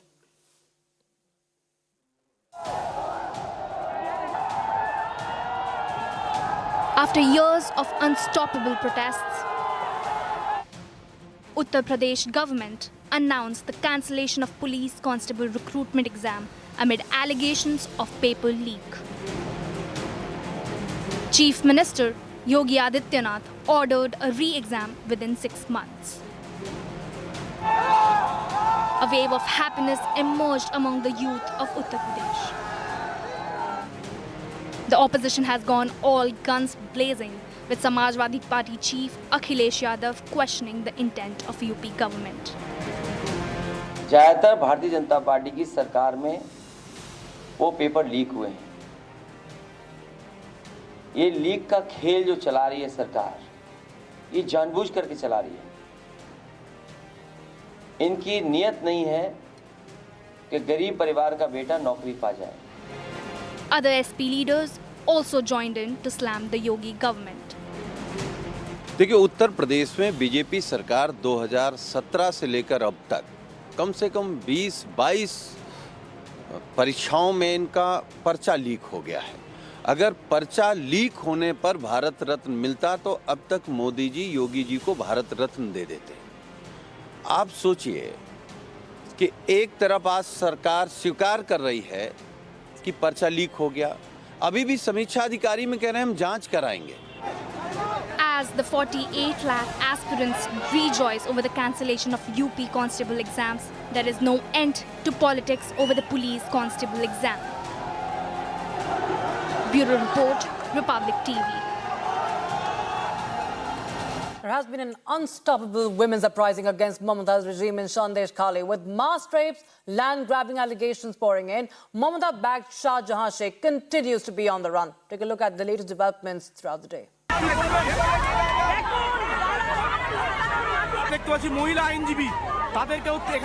17 days of unstoppable women's uprising against Mamata's regime. Sandesh Kali continues to be on the edge.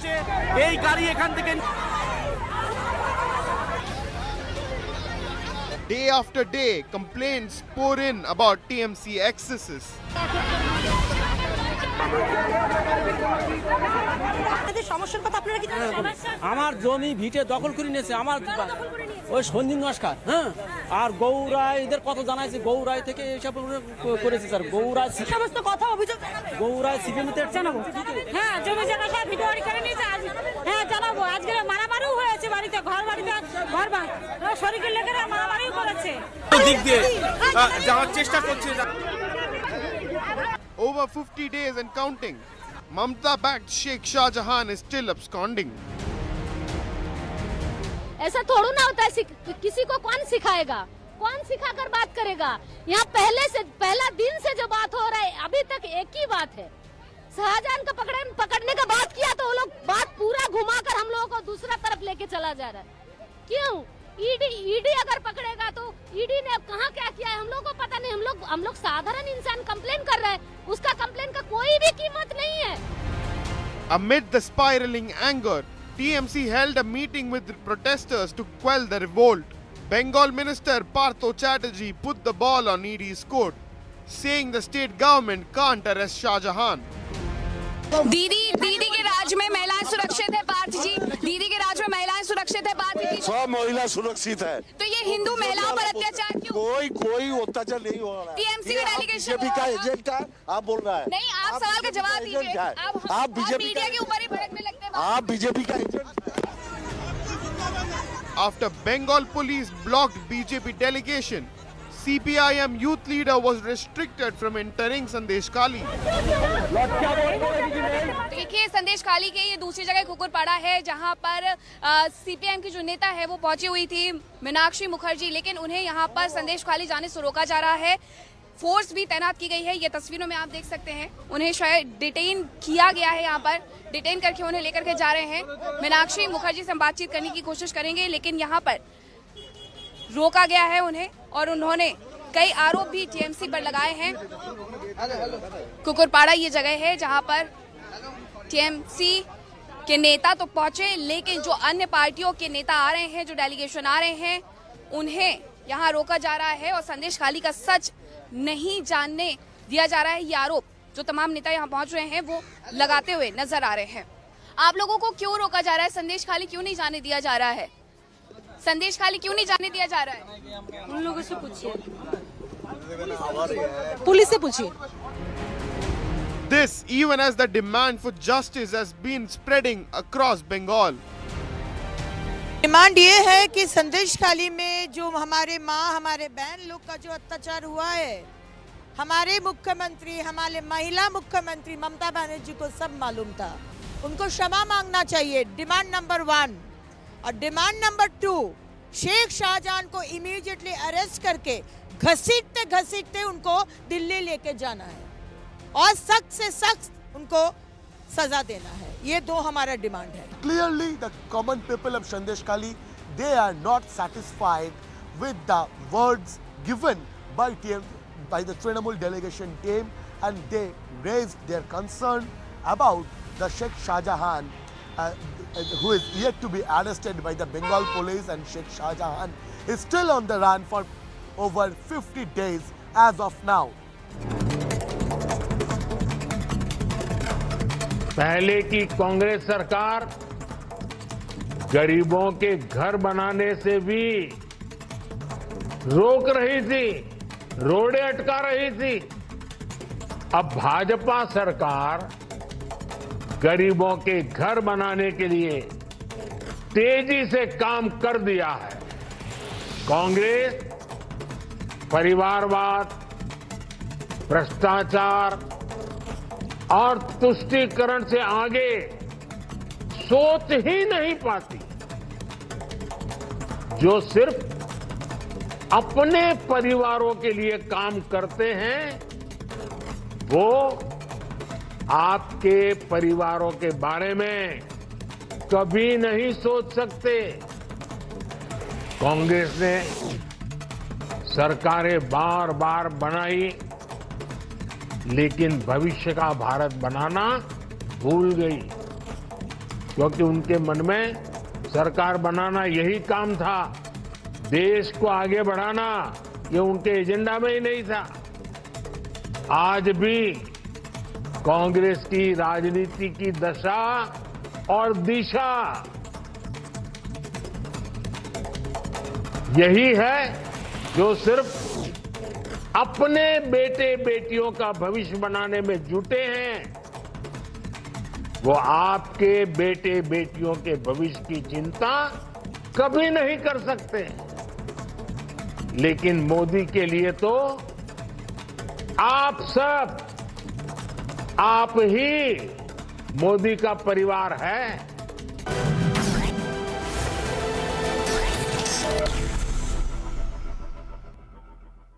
Unleashing the entrepreneurial spirit, side hustle ideas for Gen Z. Ever heard of dropshipping? It's a fantastic way to start an online retail business without the hassle of managing inventory. With dropshipping, you can sell products directly to customers without stocking them yourself. If you have a way with words, freelance writing might be your calling. Many businesses are on the lookout for talented writers to create content for their websites, blogs, and social media platforms. With the rise of social media, there's a growing demand for engaging digital content.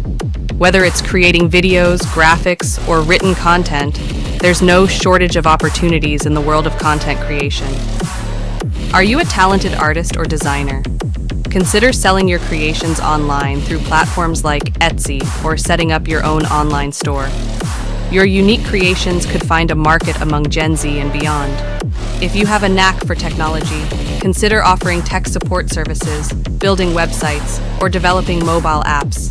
The tech industry is booming, and there's no shortage of demand for tech-savvy individuals. With the shift towards online learning, virtual tutoring has become increasingly popular. If you excel in a particular subject, consider offering tutoring services to students in need of extra help. Are you passionate about fitness? Consider becoming a personal trainer or offering virtual fitness classes. With the growing interest in health and wellness, there's a high demand for fitness-related services. If you're a social media whiz, consider offering social media management services to businesses. Many companies are looking to expand their online presence and need help managing their social media accounts. Are you a master at planning parties and events? Consider starting an event planning business. From weddings to corporate events, there's always a demand for talented event planners. If you have a passion for photography, consider offering your services for events. Bharat के बीच में बहुत ही गहरा सांस्कृतिक संबंध रहा है। हम लोगों के बीच के दोनों सरकार के बीच में ही नहीं है, जनता के बीच में भी उतना ही गहरा संबंध रहा है। भगवान राम की शादी माता जानकी के साथ जनकपुर में राम जानकी मंदिर है, जनकपुर में हुई थी। इसीलिए हमारे बीच में जो यह गहरा संबंध है, ये सांस्कृतिक रूप से भी महत्वपूर्ण है। बढ़ाने के लिए सरकार क्या कुछ नया कदम? नेपाल और भारत सरकार हम दोनों के बीच में, दोनों देशों के बीच में जो संबंध है, सांस्कृतिक संबंध है, उसको सुदृढ़ करने के लिए प्रयत्नशील है। हम लोग धार्मिक पर्यटन को भी बढ़ावा देने की कोशिश कर रहे हैं। हमारे बीच में अयोध्या और जनकपुर के बीच में संबंध स्थापित करने के लिए हम लोग कोशिश कर रहे हैं।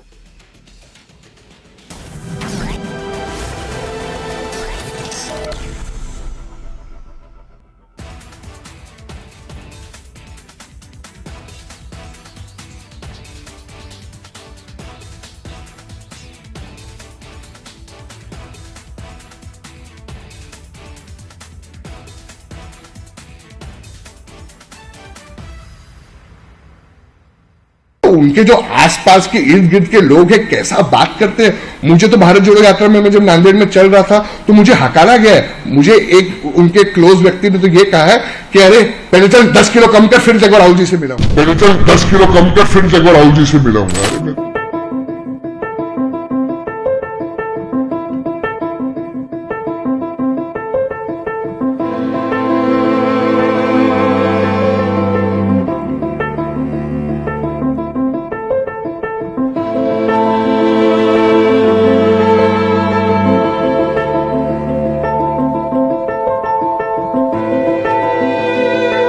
मेरे साथ जो भारत जोड़ो यात्रा में हुआ है, राहुल गांधी जी चलो अच्छे नेता है, वो अपना काम करें, मल्लिकार्जुन खड़गे जी मेरे पिता समान है, मगर कभी कभी क्या है कि खड़गे जी इतने वरिष्ठ नेता होने के बाद भी उनके हाथ बंधे हुए हैं, वो कभी कभी कुछ चीजें नहीं कर पा रहे हैं। राहुल गांधी जी की जो टीम है उनके बाजू में, वो तो जितना पार्टी को खत्म करते जा रही है, उन्होंने तो लगता है सामने वाली पार्टी से सुपारी ले ली है कि हम खत्म कर देंगे पार्टी को। हम जब चलने की कोशिश करें तो उनके जो आसपास के इर्द गिर्द के लोग हैं कैसा बात करते हैं। मुझे तो भारत जोड़ो यात्रा में मैं जब नांदेड़ में चल रहा था तो मुझे हकारा गया है। मुझे एक उनके क्लोज व्यक्ति ने तो ये कहा है कि अरे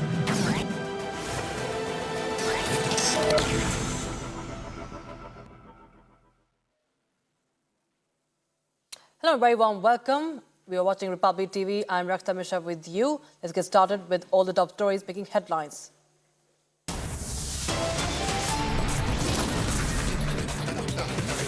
Stand by for Republic Media Network's annual summit on the 7th of March in the national capital.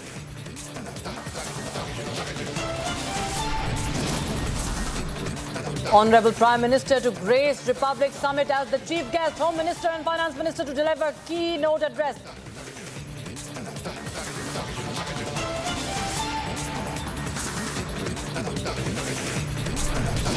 Showdown in Sandesh Khali as locals confront TMC leaders over extortion and land grabbing. Congress and Aam Aadmi Party finalized seat sharing deal ahead of the big polls. Pact announced in 5 states. In a big move, Himanta government scraps Muslim Marriage and Divorce Act. Opposition calls it communal. Congress insults martyrs, says NDA might win elections if Pulwama rerun happens. Rahul Gandhi backs the comment.